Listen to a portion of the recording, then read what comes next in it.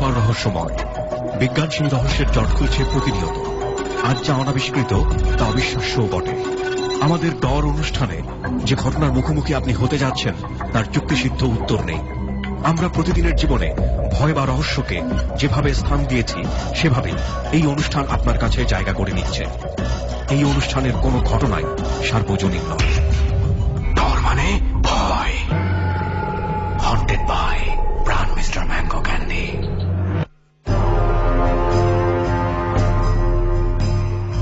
প্রিয় শ্রোতা, আমন্ত্রণ জানাচ্ছি ডরের 57তম পর্বে। আমি আরজে কিপ্রিয়া। আপনারা শুনছেন ABC radio FM 89.2। On the spot থেকে সুমন এবং রেহান এবং সাউন্ডে কাজ করছে লোবান। এবং 57তম পর্বে আমাদের ডরের হন্টেড প্লেসটি হচ্ছে আলগির চর। আমাদের আজকের অতিথি তোফাজ্জল, আবির, খন্দকার সাদ্দাম এবং বিল্লাল। আপনারা সবাই শুনছেন ডর হন্টেড বাই প্রাণ মিস্টার ম্যাঙ্গো ক্যান্ডি। আমরা শুরু করছি এবং শুরুতেই এই বিশেষ হন্টেড প্লেসটিতে যাবার কিছু সাউন্ড বাইট আপনাদেরকে শোনাবো সুমন এবং রেহানের কাছ থেকে।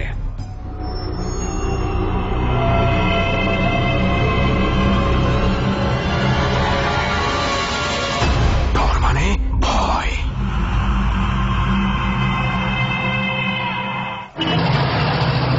দোস্ত, আমার কিন্তু আর ভালো লাগতেছে না দোস্ত। অন্য কোনো নাম দেওয়া যায় না এই জায়গাটার? কেন?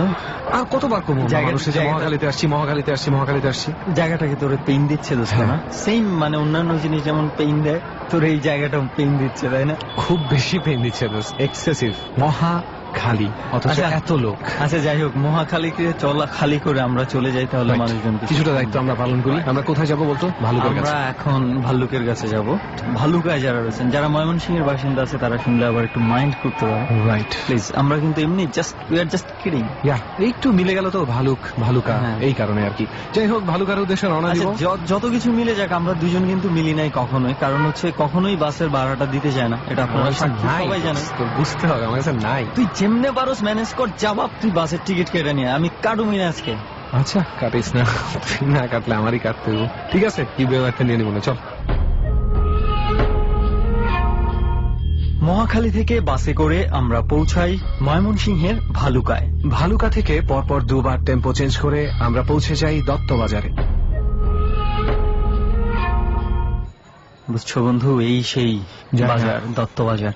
আমি কিন্তু নামটার মধ্যে কিন্তু একটা কেমন যেন একটা আভিজাত্য ভাব আছে। নামটা খুব পার্ট আছে, তাই না? দত্তবাজার অন্যরকম। যাই হোক, দত্তবাজারে কি মিস্টার ম্যাঙ্গো পাওয়া যায়?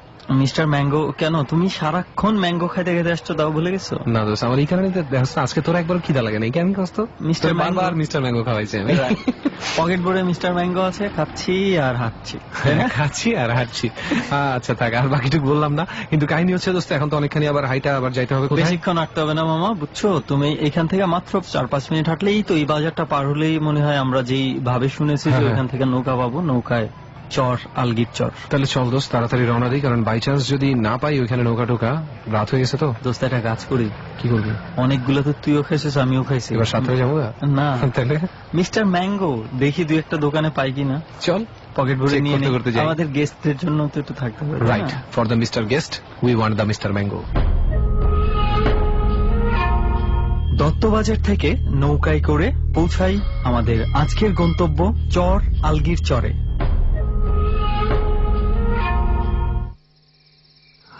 ওয়ান মোর এপিসোড অফ ডর, আর আবারও আমরা চলে এসেছি আরেকটা জায়গায়।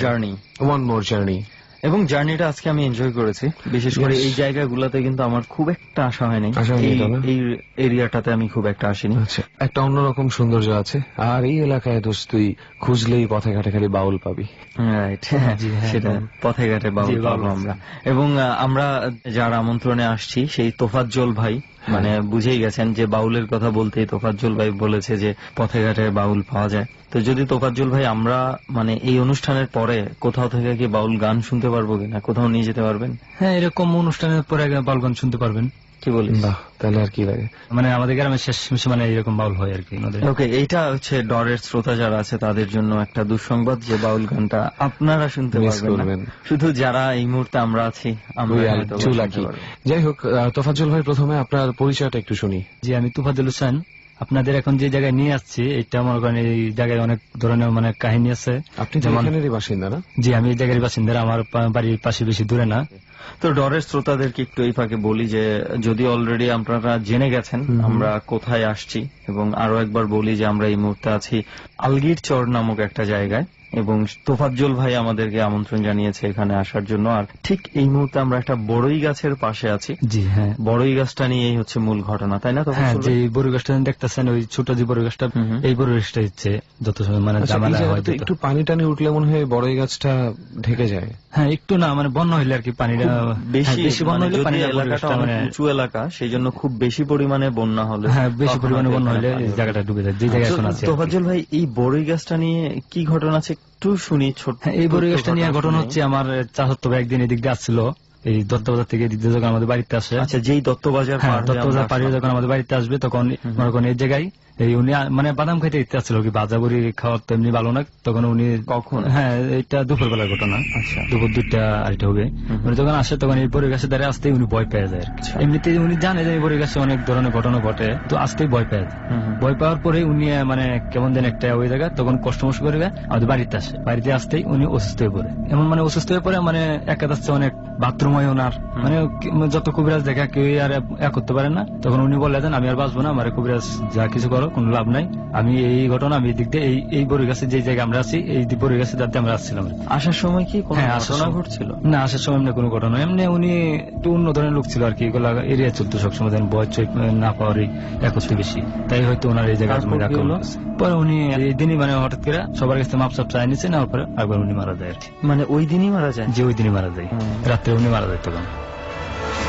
কিন্তু এখানে একটা বিষয় আছে রেহান, তাই না? পুরোপুরি যে কাইন্ড অফ সাউন্ডস লাইক মানে ফুড পয়জনিং ও হতে পারে। হ্যাঁ, এই জায়গায় মানে আরো অনেক ঘটনা আমার এরকম হয় আর কি। আরো অনেক ঘটনার ব্যাপারে আসলে আমরা খোঁজ নিয়েছি, তবে সেটা এখন না, পরবর্তীতে আমরা এক্সপোজ করবো যে what is actually happening with this place. যাই হোক, এখন আমরা আমার মনে হয় দোস্ত যেহেতু একটু কাজ আছে আমাদের পরে, মানে যে বাউল গানটা আপনার শুনবেন বলতে, আমরা যেটা বুঝতে পারছি আসলে যে ডর নিয়ে তো অনেক ডরালো ঘটনা ঘটে যাচ্ছে আশেপাশে দোস্ত, এবং এটার একটা খুব জীবন্ত একটা উদাহরণ আজকে আমরা দিতে পারি আপনাদেরকে, এবং আমরা খুব উৎসাহী এই ব্যাপারে যে আমরা এই ব্যাপারটা সবাইকে জানাতে চাই। রাইট। এবং এই তোফাজ্জল ভাইয়ের কথা তো আপনারা শুনলেন, এবং সবচেয়ে মজার একটা ঘটনা, মজার বলবো এক অর্থে মজার বলতে পারে, আরেক অর্থে একটা ভয়ঙ্কর ঘটনা, আরেক অর্থে খুব ছোট লোকি একটা ঘটনা, সেটা হচ্ছে তোফাজ্জল ভাই একটু ঘটনা কি আপনি বলবেন? হ্যাঁ, আমি মানে কিবরিয়া ভাইয়ের সাথে মানে ফেসবুকে অ্যাক্টিভ হওয়ার জন্য খুব চেষ্টা করছি।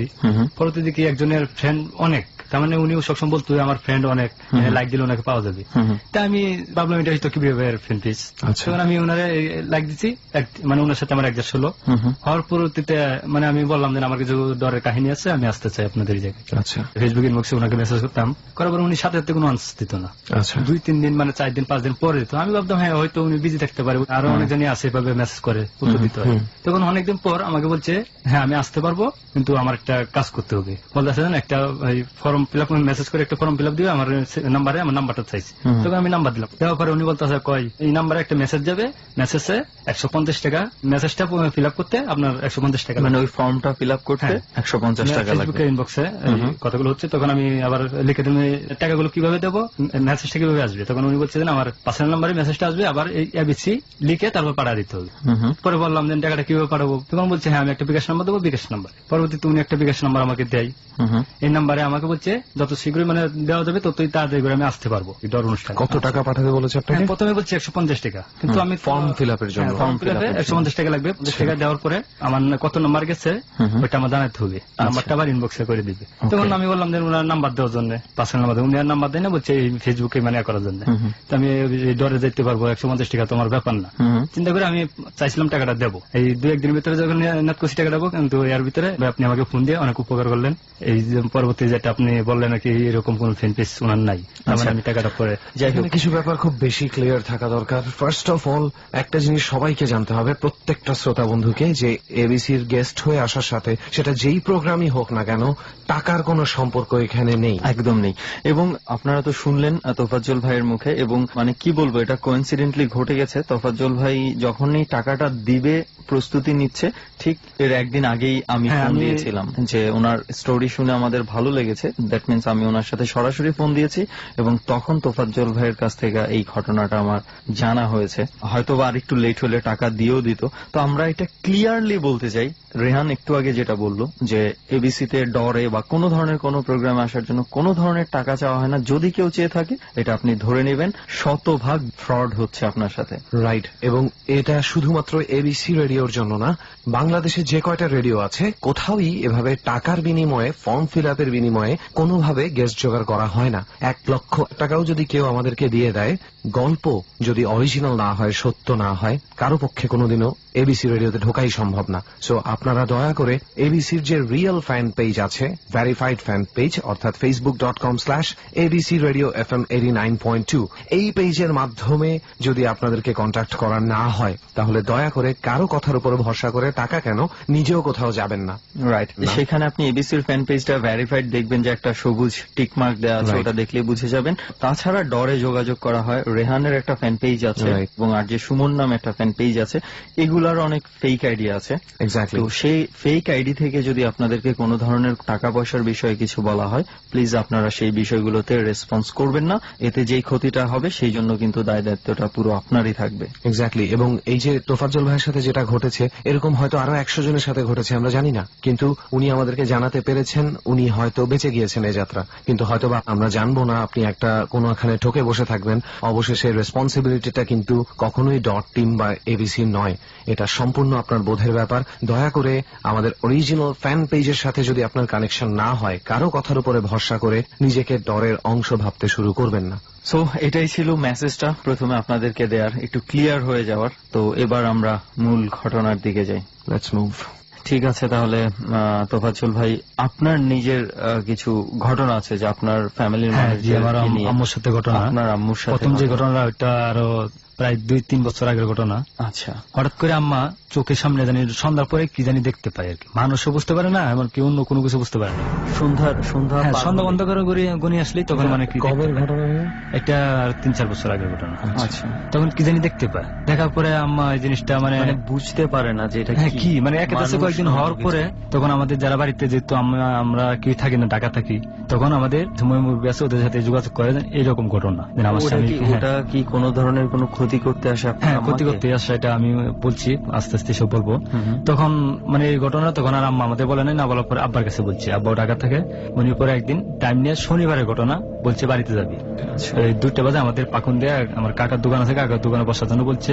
পরে আম্মুকে বসছে আর কি 2টা বাজে। আপনার আম্মাকে বলেছে যে দুপুর 2টা সময় আমি দোকানে থাকা, ওই জায়গা থেকে তখন কবিরাজ ঢাকা থেকে যাবে। হ্যাঁ, কবিরাজ। তারপরে উনাকে নিয়ে কবিরাজের কাছে যাবে। আমাদের যে জায়গায় বসছে ওই বসার পাশে দিয়ে কবিরাজের কাছে যেতে হয়। তখন আম্মা বসছে, বসার পর তো আর আব্বার কোনো মানে খোঁজ খবর নাই আর কি।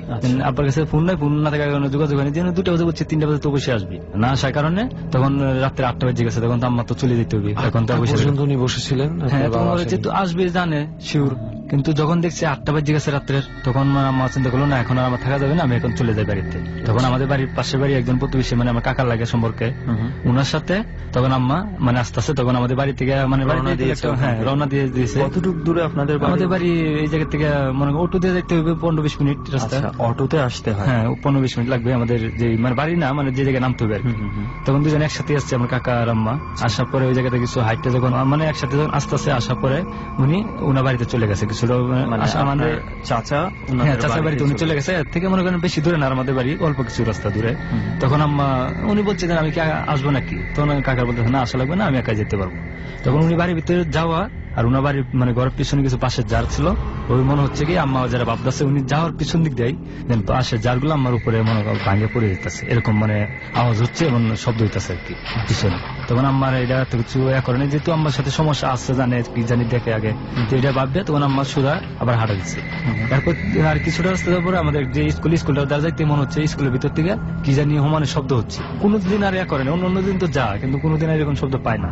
আজকে এরকম শব্দ হচ্ছে। স্কুল তো একদম নীরব। হ্যাঁ, নিরাপত্তা। এটা তো সব 5টা-6টা পরে নিরাপত্তা দেখা স্কুলে যায়। জি, পরে স্কুলে এরকম শব্দ হওয়ার পরে তখন আম্মা আর একটু জলদি হাঁটা দিল যে না, এই জায়গায় আমার বেশিক্ষণ থাকা যাবে না, আমি যত তাড়াতাড়ি সময় চলে যাই। তখন কিন্তু এই সময় কিন্তু অন্য সময় মানুষ থাকে, কিন্তু এই দিন কেন জানি মানুষ ছিল না রাস্তার মধ্যে। তখন যাওয়ার পর কিছুটা রাস্তা যাওয়ার পরে আমাদের বাড়ি, তখন দেখে মানে সামনে পূর্ব পাশ থেকে রাস্তার জঙ্গলের ভিতর থেকে একটা কুকুরের মতো কি যেন একটা মানে বড় একটা বাইরেছে পূর্ব পাশে, পশ্চিম পাশে দুধ দিচ্ছে পূর্ব পাশ থেকে। দুধ দিতে আমার শরীরটা মানে তখন আরো বেশি বার হয়ে গেছে, কি এইভাবে দুধ দিল আম্মা জিনিসটা কি চিনতে পারে না, যেহেতু কুকুর হইলে কিন্তু চেনার কথা। তখন আম্মা মানে বুঝছে যেহেতু আমার সাথে এরকম ঘটনা হইতেছে, আর উনি সন্ধ্যা পরে এরকম হয় দেখতে পায়, তখন উনি আর আনা করে যখন বাড়ির থেকে উঠছে, ওঠার পরেই আম্মা মাথা ঘোরার মারে পড়ে যায়।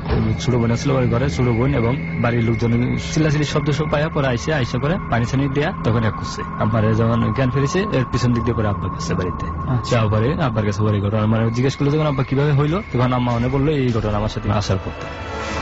তো ব্যাপারটা যেটা দাঁড়াচ্ছে যে উনি 3টা জায়গায় ভয় ফেস করেছেন। প্রথমত সেই বাঁশঝাড়ে ওই লোকটা ঢুকে যাওয়ার পরে, কিন্তু ওই লোকটা যেহেতু বাড়ির ভিতরে গেছে উনি কিন্তু লক্ষ্য করা মানে শব্দটা পাওয়ার কথা, কিন্তু উনি শব্দটা পায়নি, বাট উনি সেই শব্দটা পায়নি।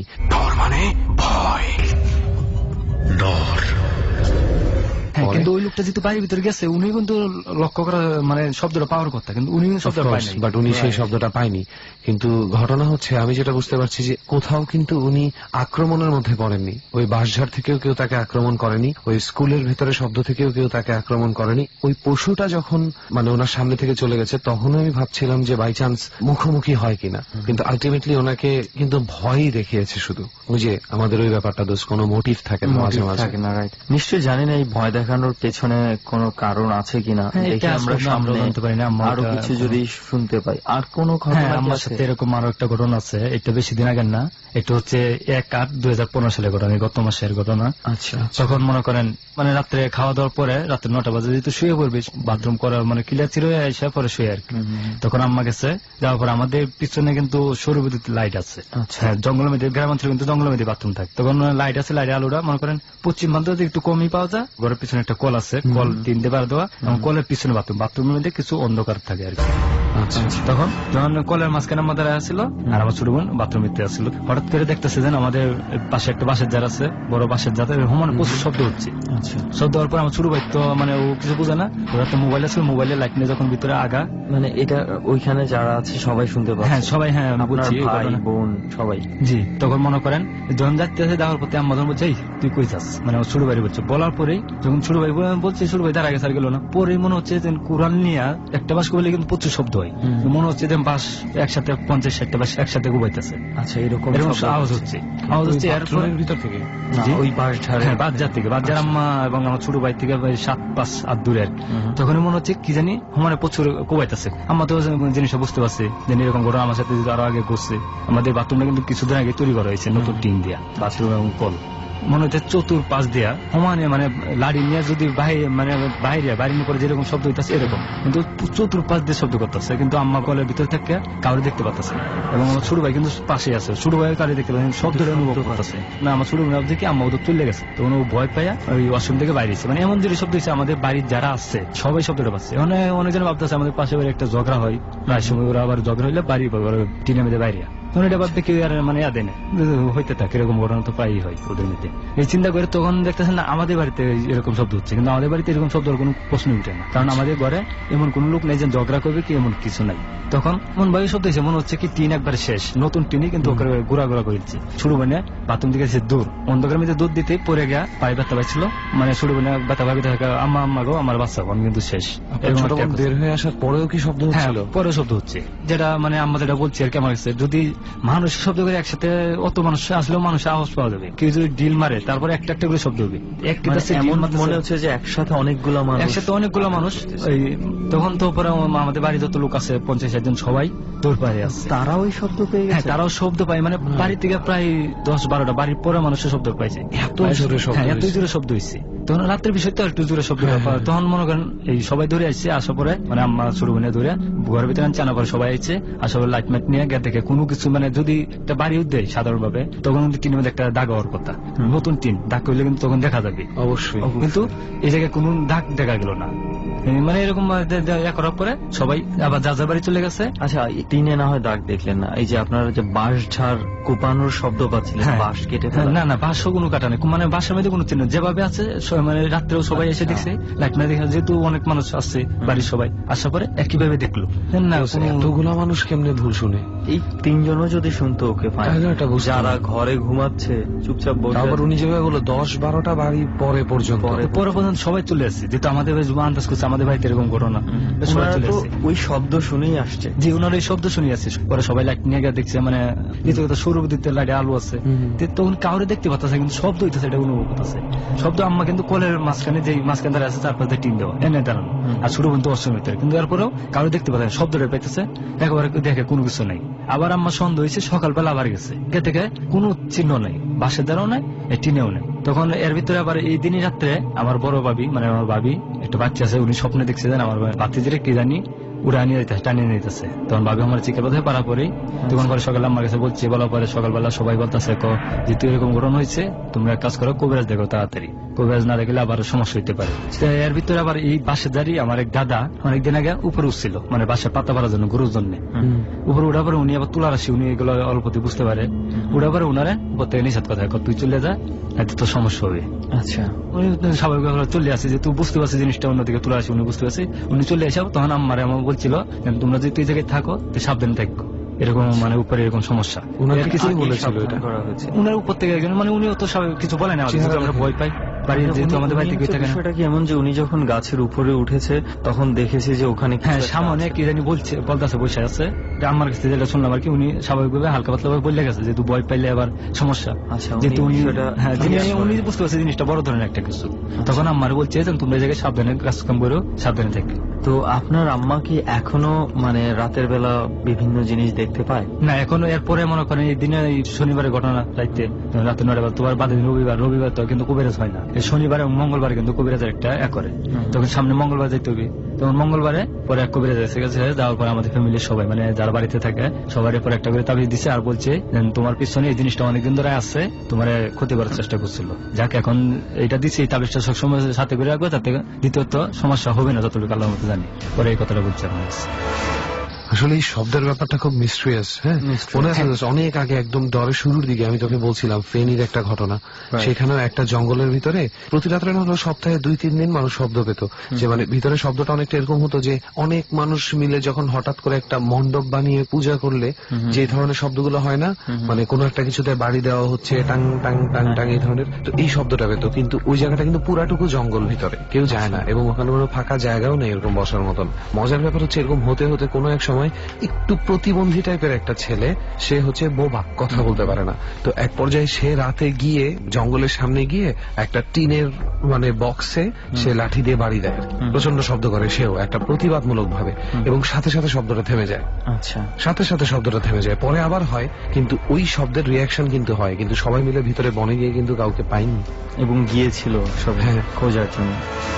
কিন্তু ভাই যেটা বলতে চাচ্ছিলাম, মানে কবিরাজ কিন্তু পরে বলে দিচ্ছে যে তাবিজটার সাথে রাখার জন্য, না পরবর্তী সমস্যা হবে। এখন সবাই বলেছিল যে আপনাদেরকে, যে কবিরাজ বলছে আপনাদের সাথে কিন্তু অনেক আগে থেকে, মানে সেদিন আপনারা কিন্তু ক্ষতি করার চেষ্টা করতে অনেক আগে থেকে।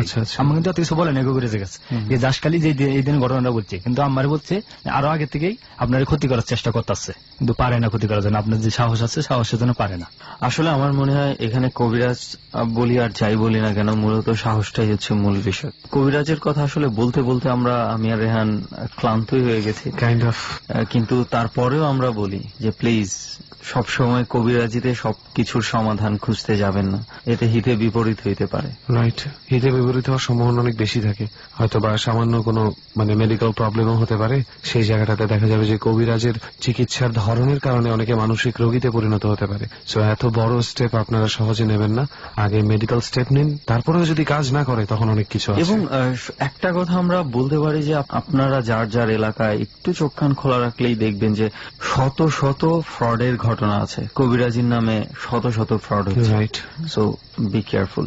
সুমন ভাই, আমার সাথে আর 2টা ঘটনা আছে, আমার মানে সাথে ঘটনা, আমি ঢাকা থাকি তখন জানেন। হ্যাঁ, আমি ঢাকা থেকে নিজের সাথে ঘটা ঘটনা, এটা তো আমাদের মনে হয় আগে শোনা উচিত ছিল, আমি পরবর্তী বলবো বলে ভাবছি। তাহলে আমরা এখন, আমি যে পাশে থাকতাম আর কি, ঢাকার এক জায়গায় থাকার পরে এটা একদিন ঢাকায় থাকতে কত বছর আগের ঘটনা? এটা বেশি না, 1 বছর আগের ঘটনা। আচ্ছা আচ্ছা, যখন কারেন্ট চলে যায় ঢাকাতে, স্বাভাবিকভাবে কারেন্ট চলে গেলে মানুষে ঢাকায় যারা আমরা আছি আর বলা লাগবে। পরবর্তীতে কারেন্ট চলে যাওয়ার পর ঘর গরমের কারণে আমি একটু উপরে উঠি আর কি। উপরে উঠার পরে মনে করেন উপরে উঠে মানে আমার ফ্ল্যাটের উপরে উঠি আর কি। উপরে কাজ চলতেছে, বিল্ডিং এ কাজ চলতেছিল, মানে কিরকম মানে ওই যে কনেকশন যে কাজ চলে, মানে উপরে ছাদ দিবে আর কি, আরেকটা ছাদ বানাবে, ফ্লোর বাড়াচ্ছে যে মানে যেই বিল্ডিং এ সেই বিল্ডিংটা আরো উপরের দিকে বাড়াবে আর কি, বাড়াচ্ছে। তখন বাড়ানোর পরে মানে ছাদ দেওয়ার কারণে কিন্তু যারা এইগুলা কাজ করবে কিন্তু বুঝে যে শাটারিং করে, যেটা স্বাভাবিক বলে শাটারিং বাস দেয়া। তখন আমি জায়গায় বসে অনেক মানে প্রথম বসে থাকার পরে হঠাৎ করে আমি লক্ষ্য করলাম যে আমার সাইডে বাসের চিপার মধ্যে কে যেন দাঁড়ায় আছে। কয়টা বাজে রাত? এই সময় রাতে 1-1:30 মতো বাজে, এবং ওটা হচ্ছিল প্রায় আপনার কথা অনুযায়ী 2-3 তলা বিল্ডিং। হ্যাঁ, 2-3 তলা বিল্ডিং, এবং নিচে নিশ্চয়ই তালা দেয়া থাকে। হ্যাঁ, নিচে তালা দেওয়া থাকে, গেটে সিকিউরিটি থাকে।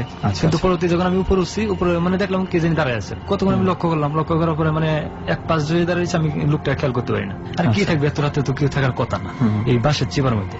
তখন থাকার পরে আমি আরেকবার হঠাৎ করে ভালোভাবে তাকিয়েছি, দেন লোকটা নাই, উদয় হয়েছে। আমি মানে কতক্ষণের মধ্যে এটা প্রায় 1-1.5 মিনিট আমি দেখলাম এইভাবে। দেখার পরে হঠাৎ করে আবার 1-1.5 মিনিট পরে একটু ভালো ছিল। আর মহিলা, এটা পুরুষ ছিল, একটা শার্ট আর একটা লুঙ্গি পরা অবস্থা আছে, চেহারা না, এক পাশে দাঁড়ায় আছে। না না, এমন হতে পারে না যে আপনি হয়তো সে সিঁড়ি দিয়ে নেমে গেছে। না না, আমি সিঁড়ির পাশে দাঁড়ায় আছি, সিঁড়ি দিয়ে মানে এই দিক দিয়ে যাওয়ার জন্য যে আপনি যেখানে দাঁড়ান আছে আপনার পাস করে যেতে হবে। কিন্তু হঠাৎ করে আমি যখন ভালোভাবে তাকিয়েছি, দিন নাই। আপনি কি খুঁজেছেন যে কোথাও লুকিয়ে গেছে? মানে এত রাত্রে এটা পরে আমি কই খুঁজবো, আর একাত্তর আমাদের সম্ভব না, কারণ চিন্তা করে আমি আর পরে করি নাই। চোরটারও তো হতে পারতাম না, চোর হইলে তো হঠাৎ করে হয়ে গেল, এটা তো চোর হইলে তো হঠাৎ করে এই জায়গায় যে তাকাইছি তাকানো নাই। হ্যাঁ, কারণ চোর হলে কিন্তু ওনাকে দেখিয়ে পালা যাওয়ার কথা। কিন্তু আপনি দেখেছেন যে 1-1.5 মিনিট তখন দাঁড়ায় ছিল, সে কন্টিনিউ সেখানে দাঁড়িয়ে ছিল। কিন্তু দুধ দেওয়া জানা, যারা এই কাজগুলো করে ওরা জানে বাসের মধ্যে আবার রদ দেয়, কিন্তু সুদা করে টানা দেয়। ওকে, আমি একটু সিনারিটা যদি বলি যে ওই মানে ছাদটা যখন ঢালাই করে, ছাদের ওই নিচে মানে প্রচুর বাঁশ দিয়ে অনেক বাঁশ দিয়ে ইয়ে করা থাকে, ওগুলোতে তো নরমালি এমনিতেই হাঁটা মুশকিল হয়ে যায় ওগুলোর ভেতর দিয়ে। তখন এরকম লোকটা হঠাৎ করে নাই, তখন আমি একটু ভয় পেয়ে তখন আমি আর করি না। তখন নিচে আসা ঠিক মানে আমি আবার পাশে চলে যাই, আমার রুমে চলে গেল, তখন শুয়ে করি। পরে আরেকদিন আরেকটা ঘটনা এভাবেই গেছি, উপরে গেছি, যাওয়ার পরে ফোনে কথা বলতেছি রাতের বেলায়। হ্যাঁ, রাতের বেলায় ওই ছাদেই, ওই জায়গাতেই। তখন এই জায়গায় কাজ শেষ, উপরে আরেকটা করতেছে, তখন আমি এই জায়গায় দাঁড়ায় আছি, যে ঘটনা বুঝছিল। পরে চেয়ার আমি তো বসে আছি, উপরে একটা চেয়ার নিয়ে বসে আসলাম, বসে যখন কথা বলতেছি, হঠাৎ করে দেখি আমার পাশে কি জানি বসে আছে, ছায়ের মতো দেখা যায়। আমার হাত বাড়িলে ওনারা ধরতে পারবো, আমি চেয়ারের পাশে এত পাশে হাত বাড়িলে ধরতে পারবো। হঠাৎ আমি কিন্তু কথা বললাম, হঠাৎ করে এরকম বুঝলাম, কিন্তু কথা বলা অফ করে যখন আমি ওনার দিকে যখন চেষ্টা করলাম হাত বাড়ায় ধরার জন্য, কি ছায়ের মতো একজন লোক টুলের মধ্যে শুধু বসে রয়েছে ওলার মধ্যে। ওই লোকটার মতন নাকি? না না, ওই লোকটার মতন না, এটা আলাদা, ছায়ের মতো দেখা যায়। আপনার পাশে হেলান দিয়ে বসে আছে, আমার পাশেই একটা টুলের মধ্যে হেলান দিয়ে বসে রয়েছে সোজা ভাবে।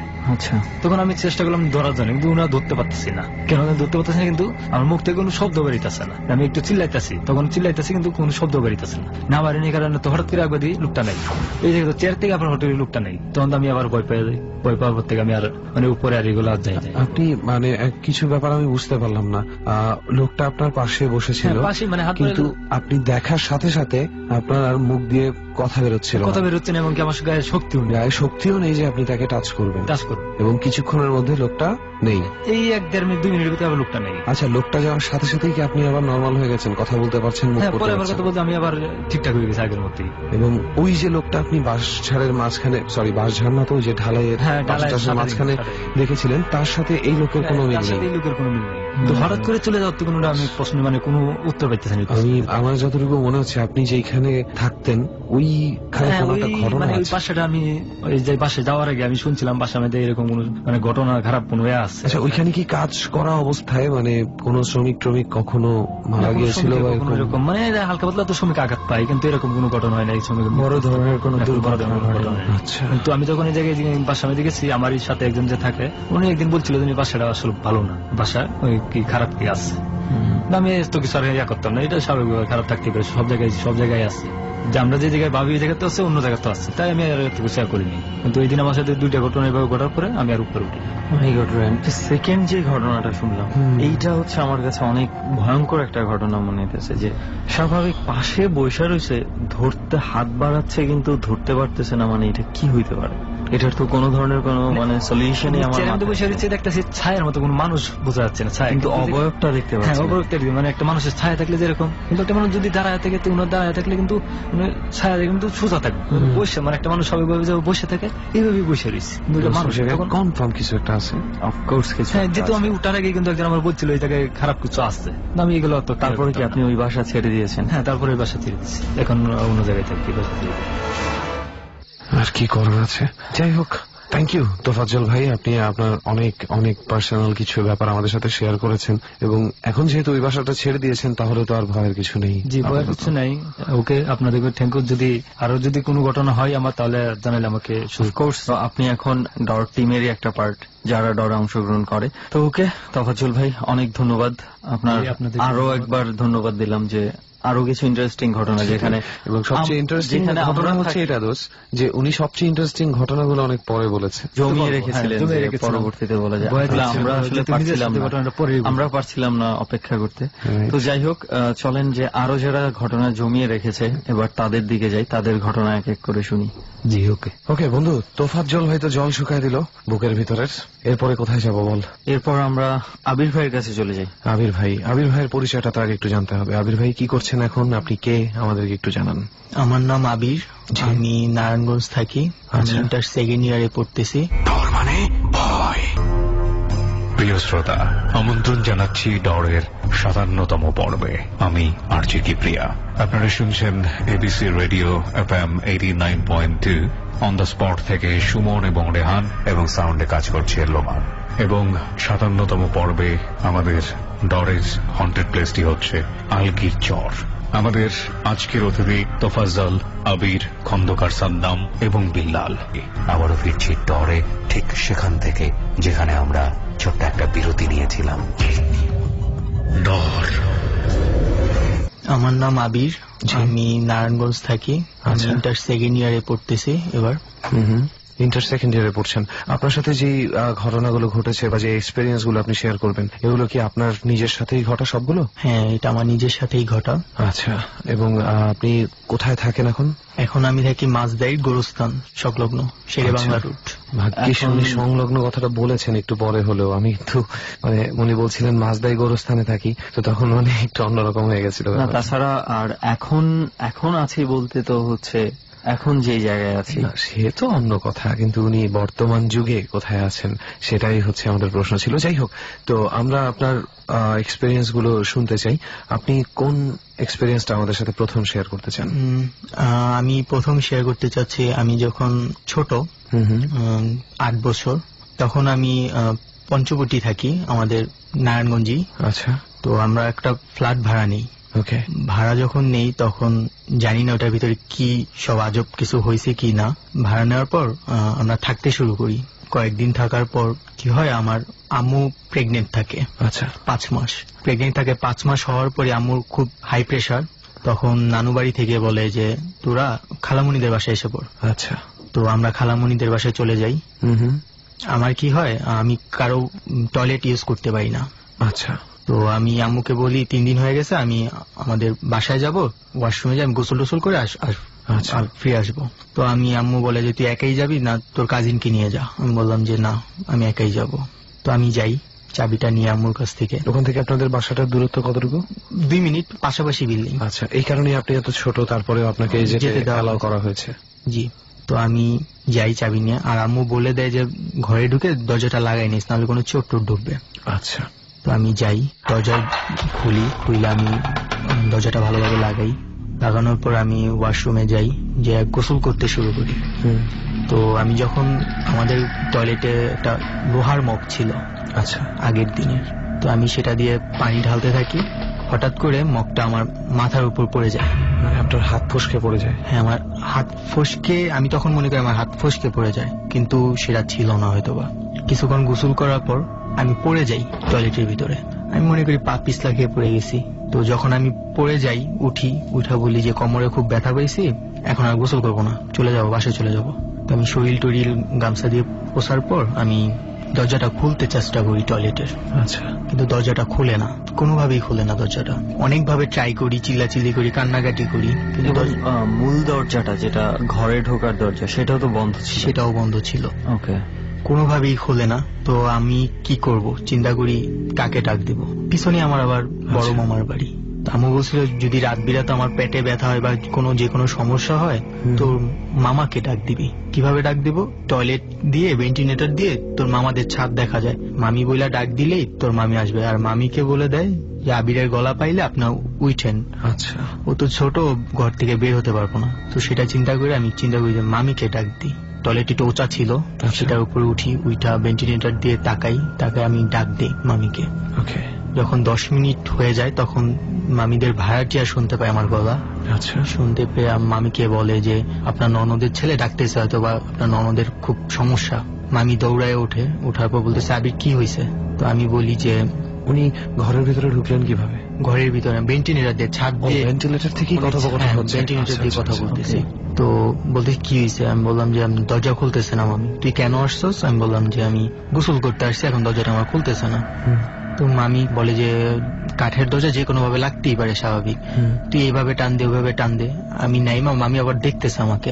আচ্ছা। অনেক ভাবে আমি টানাটানি করি, কোনোভাবেই খুলে না। তখন মামি বুঝতে পারি যে সামথিং ইজ রং। তো মামি আমার জন্য একটা ম্যাচের বক্সের ভিতরে অনেক এই যে লোহা, জালের কাঠি, রসুন এগুলি ঢুকে আমাকে বলে তুই ধরে রাখ আমাকে। ভেন্টিলেটর দিয়ে আমি হাত বের করে ধরে রাখি মামিকে। আচ্ছা। তো মামি আম্মুকে ইনফর্ম করে যে তোর ছেলে ঘরের ভিতরে, তুই আয়। তো সবাই লোকজন আসে, আইসা মনে করে ঘরের ভিতরে কোনো চোর ঢুকছে। ও ছোট মানুষ, দরজা খুলে রেখে ঢুকে গেছে টয়লেটে, চুরি করতেছে। রাইট। আমাদের দরজাটা একটু ফাঁকা ছিল, মেন গেট। সেখান দিয়ে হ্যাস্কো ব্লেড আছে, সেই ব্লেডটা দরজাটাকে কাটে, সিটকাইটাকে কাটে। আচ্ছা। কাইটা ঘরে ঢোকার পর পুরো রুম তারা তল্লাশি করে, কেউ নেই, ব্ল্যাঙ্ক। আর বাহির দিয়ে টয়লেটের দরজাটাকে, সিটকাইটাকে ফুললি আটকে রাখা হয়। হোলি শিট। এবং আসবাবপত্রে তো কোনো ধরনের কোনো পরিবর্তন ছিল না। হ্যাঁ, পরিবর্তন ছিল। বাইরে থেকে সিটকিনি টোটালি আটকানো ছিল। হ্যাঁ, প্লাস সিটকাইটাকে ডাবে যেভাবে আটকায়, একটা নর্মাল মানুষ যেভাবে আটকায় সেভাবে আটকানো। এবং তারা প্রায় শীত কেটে ঘরে ঢুকেছে, অর্থাৎ ঘরে কেউ ছিল না। না, কেউ ছিল না।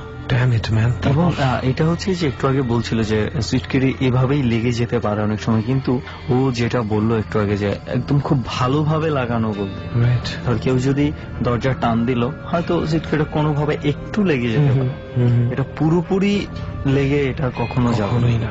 তো আমাকে বের করানো হওয়ার পর আমাকে এলাকার যেই কবিরাজ থাকে তার কাছে নিয়ে যায়। তখন আমার শরীর টরীর কিছু দেখা হয়নি, জামাটা পরে জাস্ট আমাকে কবিরাজের কাছে নেওয়া হয়। তো আপনাকে কবিরাজের কাছে কেন নেওয়া হয়? আপনার মধ্যে কি কোন রকম অ্যাবনর্মাল কিছু দেখা গিয়েছিল? না, অ্যাবনর্মাল কিছু দেখা যায়নি, কিন্তু সবাই বলতেছে এটা কিভাবে সম্ভব, এটা হয়তো বা কোনো সমস্যা।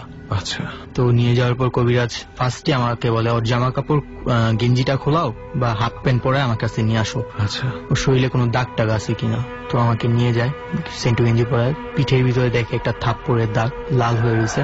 আর বলে ওকে তো ফুললি মেরে ফেলার জন্য ও প্রোগ্রাম নিয়েছিল, তো ওকে মারতে পারেনি, জাস্ট খালি একটা টয়লেটে কোনো লোহা জাতীয় কিছু ছিল। তো ও বলতেছে যে লোহা জাতীয় থাকলে ঝর্ণা থাকতে পারে। তো বললো যে না, ওর হাতে একটা মগ ছিল লোহার, সেজন্য ও ওইটা ছাড়ে নেই, সেজন্য ও বেঁচে গেছে। তার মানে আপনি যেটা বলছিলেন যে আপনি পড়ে গেছিলেন স্লিপ করে, এটা আসলে তাহলে অন্য কিছু ঘটনা? আমাকে আসার দেওয়া হয়েছিল, আঘাত করা হয়েছিল বিধায় আপনি পড়ে গিয়েছিলেন। হ্যাঁ। এবং তখন আপনি রিয়েলাইজ করেছেন যে না, মগটা আপনার হাত থেকে পড়ে যায়নি, ফেলে দেওয়া হয়েছে। আপনি টের পাননি যে আপনার পিঠে হাতের ছাপ পাওয়া গেছে? কেউ যদি পিঠে হাত দিয়ে থাকে বা ধাক্কা দিয়ে থাকে আপনার তো একটু টের পাওয়ার কথা। আমি তখন টের পাই নাই। আমি যখন বাইরে বের হই বা ওইখান থেকে আসি, বাসায় আসি, তখন আমার প্রায় 7 দিনের মতো আমার জ্বর ছিল, শরীরে পিঠে ব্যথা ছিল। আমি পড়ে গেছি, তখন মনে করছি আমি কোমরে ব্যথা পেয়েছি, বাট তখন আমি কোমরে ওই ব্যথাটা পাই না, আমি থাপ্পড়ের ব্যথাটাই বুঝতে পেরেছি।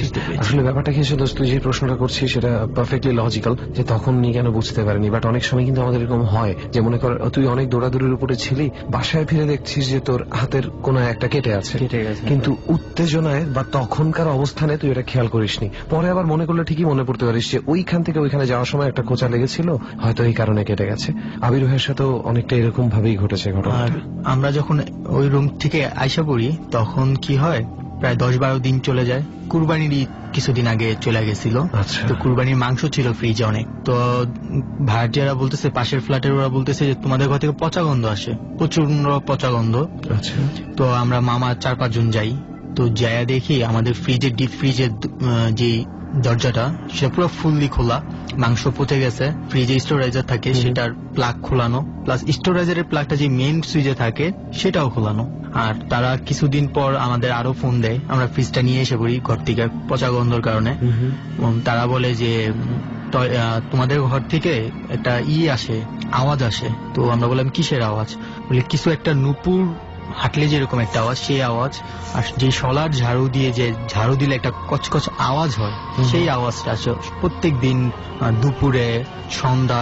মনে হচ্ছে কেউ যেন ঘর ঝাড়ু দিচ্ছে। আমরা ঘরে যেয়ে দেখি আমার যে ডেস্কটা পড়ার যে টেবিলটা, সেই টেবিলটা দেওয়ালে লাগানো ছিল, সেটা সামনে ঘুরানো, পুরা কেউ ঘুরায় রাখছে। প্লাস আমার রুমটাতে এরকম হইতো, আমার যে খাটটা ছিল ওটাও দেওয়ালের সাথে চাপানো ছিল, সেটা একদম প্রায় অনেকটা সামনে ঘরের মেঝেতে সরায় রাখছে। আপনাদের মানে আমি কিছু বুঝতে পারছি না আসলে। We have to go to that place. ওই বাড়িটাতে এখন কি যাওয়ার কোনো উপায় আছে? এখন ভাড়াটিয়া থাকে আছে, তাদের কি কোনো রকম কোনো সমস্যা হচ্ছে? আমরা আসার পর প্রায় 2-3টা ফ্যামিলি একটু ঝামেলায় ছিল। কিছু আমরা যখন থাকি 7 বছর, কিছু লোক ভাড়া ছিল সেখানে, মানে আপনাদের আগে, আমাদের আগে। তারা তন্ত্র মন্ত্র টাইপের যে কাজগুলি ছিল, ব্ল্যাক ম্যাজিক, তাই সেই কাজগুলি করত, ওখানে চর্চা করত। পরে আমরা খবরটা পাই, সেখান থেকেই আসলে হয়তো বা এই রুমের মধ্যে কোনো ধরনের কোনো কিছুর প্রভাব হ্যাপেন্স। আমি এটা অনেক মানুষকে বলি যে ব্ল্যাক ম্যাজিক ব্যাপারটা খুব বেশি ডেঞ্জারাস। ব্ল্যাক ম্যাজিক যদি কেউ করতে চায়, এটার চেয়ে বড় ক্ষতি আর কোনো কিছু নেই। বাট যদি কেউ করতে চায়, প্রথমে সেই ব্ল্যাক ম্যাজিকটা যে অ্যাক্টিভেট করবে তাকে ডিঅ্যাক্টিভেট করার পন্থাটা আগে শিখে নিতে হবে। বেশিরভাগ ক্ষেত্রে যেটা হয় বুঝছিস দোষ, যে একটা অশুভ কিছুকে নিয়ে আসার পরে সেটাকে ফেরত পাঠানোর উপায়টা তারা জানে না। এবং সবচেয়ে বড় কথা হচ্ছে, একটা অশুভ কিছুকে যখন আপনি আমন্ত্রণ জানাচ্ছেন, এটাকে কিন্তু কন্ট্রোল করা এত ইজি বিষয় নয়। যাই হোক, মানে সেইটার প্রভাবই হয়তো বা এই বাসাটার মধ্যে হয়তো বা পড়ে থাকতে পারে। কিন্তু আপনি যেটা বলছিলেন যে আপনার যখন আপনারা ছিলেন না বাসায়, আপনার আসবাবপত্র, বিশেষ করে আপনার ডেস্কটা জায়গা থেকে সরে গিয়েছিল, এটা কি একবারই ঘটেছে নাকি কয়েকবার? এটা প্রায় 3 থেকে 4 বার আমার ডেস্কটা সরে যায়। সেম, মানে একইভাবে একই জায়গা থেকে সরে একই জায়গাতে সরায় রাখে ডেস্কটা। এটা কি বলবো আমি, মানে হয়তো বা একবার ঘটে থাকলে এটা হয়তো নিজেই করেছে, মনে নেই, কোনো না কোনো ভাবে হতে পারে, কোনো না কোনো একটা লজিক দ্বারা করিয়ে দিলাম আর। কিন্তু 2-3 বার একই ঘটনা একই জায়গা থেকে চলে আসা কিভাবে? It has to be some kind of a sign, যে সাইনটা দিয়ে আর কিছু না হোক এতটুকু বোঝানো হচ্ছে যে আই এম হিয়ার, আমি আছি। বিশেষ করে যখন কেউ বাসাটাতে থাকে না, তখন তাদের অ্যাক্টিভিটিস গুলো খুব ভালোভাবে চলতে থাকে। এবং আপনাদের মানে প্রতিবেশীরা যারা, এটা কি যে কোনো একটি পরিবার নাকি আপনাদের প্রতিবেশীর মধ্যে অনেকেই বলেছে যে এরকম শব্দ পাওয়া যায়? আমাদের যে পাশের ফ্ল্যাটে যে প্রতিবেশী থাকে সে অলওয়েজ আমাদের জানাইতো। আর আমাদের রুমটার পাশেই মানে একটা দরজা ছিল, মানে বাড়িওয়ালারা থাকতো, তো অ্যাটাচ ছিল, কিন্তু ভাড়া দেওয়ার কারণে একটা ফ্ল্যাটে 2টা করে দেয়। একটা মাঝের দরজাটা দিয়ে তারা আওয়াজগুলি পায়, এবং সেই জন্য ওই দরজা দিয়ে তাদের পক্ষেই আওয়াজটা পাওয়া খুব ইজি ছিল, এবং খুব সহজেই আওয়াজটা তারা পাবে। মানে কি বলবো, ফিউরিয়াস এক্সপেরিয়েন্স। ওকে, আর কোনো ঘটনা কি আছে? হ্যাঁ, আমার সাথে আরেকটা ঘটনা ঘটে। সেটা হলো, আমরা যে নতুন বাসাতে এসে পড়ি, আমাদের ওই এলাকাটা ছেড়ে এসে পড়ি ভয়ে। তো সেটা আমার সাথে রিসেন্টলি 8 মাস আগে ঘটে। মাত্র 8 মাস আগে? হ্যাঁ, 8 মাস আগে ঘটে। সেটা হলো, আমি যখন রোমে থাকতেছি, আমারই একটা কাছের লোক, একই ফ্ল্যাটে থাকি, সেম এজের, ওর সাথে খুব মজা করি। আচ্ছা। তো ও সুইসাইড করে, হঠাৎ সুইসাইড করে। তো সুইসাইড করে। সেই ছেলেটার বয়স কত? সেই ছেলেটার বয়স 18-19। আচ্ছা, মানে আপনারই এইজের ছিল? আমার এই বন্ধু ছিলেন, ফ্রেন্ডলি ছিলাম। আমরা আর্জেন্টিনার পতাকা লাগাইছি বিল্ডিং এর একসাথে, খুব মজা করছি। আচ্ছা। কিছুদিন পরেই সেই করে কি ফাঁসি দেয়। কেন? সে ফাঁসি দেয়, একটা মেয়ের সাথে তার রিলেশন ছিল, তো সেটা ব্রেকআপ হয়ে যাওয়ার কারণে সে সুইসাইড করে। আমরা থাকি 5 তলা, ওরা 2 তলায় থাকে, সেই 2 তলায় রুমে ফাঁসি দেয়। ওই বিল্ডিং এ আমরা 5 তলা থেকে ওই 2 তলা দিয়ে আমাদের সিঁড়ি দিয়ে উঠতে হয়। আচ্ছা। ওই সিঁড়িটা যখন আমি উঠি, তখন আমার ফিল হয় কি, আমি যখন স্কুল থেকে স্কুল ব্যাগ কাঁধে নিয়ে যখন উঠি তখন যেরকম আমার শরীরটা ভার লাগে, ওই সিঁড়িতে উঠলে আমার ওরকম শরীরটা পুরো ভার লাগতো। আর যখন ওই দোতলাটা পার হয়ে যেতাম আবার নর্মাল, ফুললি নর্মাল হয়ে যায়। তো এরকম কয়েকদিন চলতে থাকে, আম্মু সুরা টুরা পড়ায় উঠায়, আম্মুর প্লাস আমার এরকম হইতেছে। ও আচ্ছা, আপনার আম্মুরও সেম এই ওজনটা ফিল হতো? সেজন্য আম্মু আমাকে একসাথে নিয়ে হতো। প্লাস 3 তলার উপরে যে কয়টা ভাড়াটিয়া থাকতো তাদের সবার এরকম হইতো। আমরা উঠতেছি নামতেছি, তো বাসায় যখন থাকতেছি আমরা, আম্মু শুয়ে থাকে, আমি আমার রুমে শুয়ে থাকি, আমার বাবা বাইরে। আচ্ছা, হঠাৎ দেখে কিছু আওয়াজ, অদ্ভুত কিছু আওয়াজ পাই আমি। ওকে, আম্মু প্লাস আমি। রাত্রে একটা ফ্রিজের আওয়াজ, টুক করে একটা আওয়াজ হলো, আওয়াজ পাওয়া যায়। ফ্রিজে যে একটা আওয়াজ অনুভূত হয়, সেই আওয়াজটা বিকট একটা আওয়াজ হতো, মানে ফ্রিজটা নষ্ট হয়ে গেলে যেরকম একটা আওয়াজ হয় জোরে, এরকম একটা আওয়াজ হতে থাকতো। আবার যখন আমরা উঠে ডাইনিং এর লাইটটা অন করতাম তখন আওয়াজটা অফ হয়ে যায়। তো এরকম চলতে থাকে। হঠাৎ একদিন রাত্রে কি হয়, আমি যখন শুয়ে থাকি তখন হঠাৎ ঘুম ঘুম ভাব। আচ্ছা, তখন আমার মনে হয় ছেলেটার নাম থাকে সোয়াদ। সোয়াদ কিভাবে ফাঁসি দিল ওই রুমটার ভিতরে, আমি একটু যাই দেখি। তো ততক্ষণ পর্যন্ত আমার সেন্স ছিল। কয়টা বাজে তখন? তখন রাত বাজে প্রায় 1:30টা। তখন আপনার যেতে ইচ্ছে করছে ওই ঘরটাতে, দেখতে ইচ্ছে করছে যে কিভাবে সে কাজটা করলো। ওকে, ভেরি কিউরিয়াস দেন। তো আমি কি করি, উঠি বিছনা থেকে, উঠে দরজার সামনে যাই, চিন্তা করি ওই রুমে তো আর যাওয়া যাবে না, আমাদের রুমে আমি দেখি।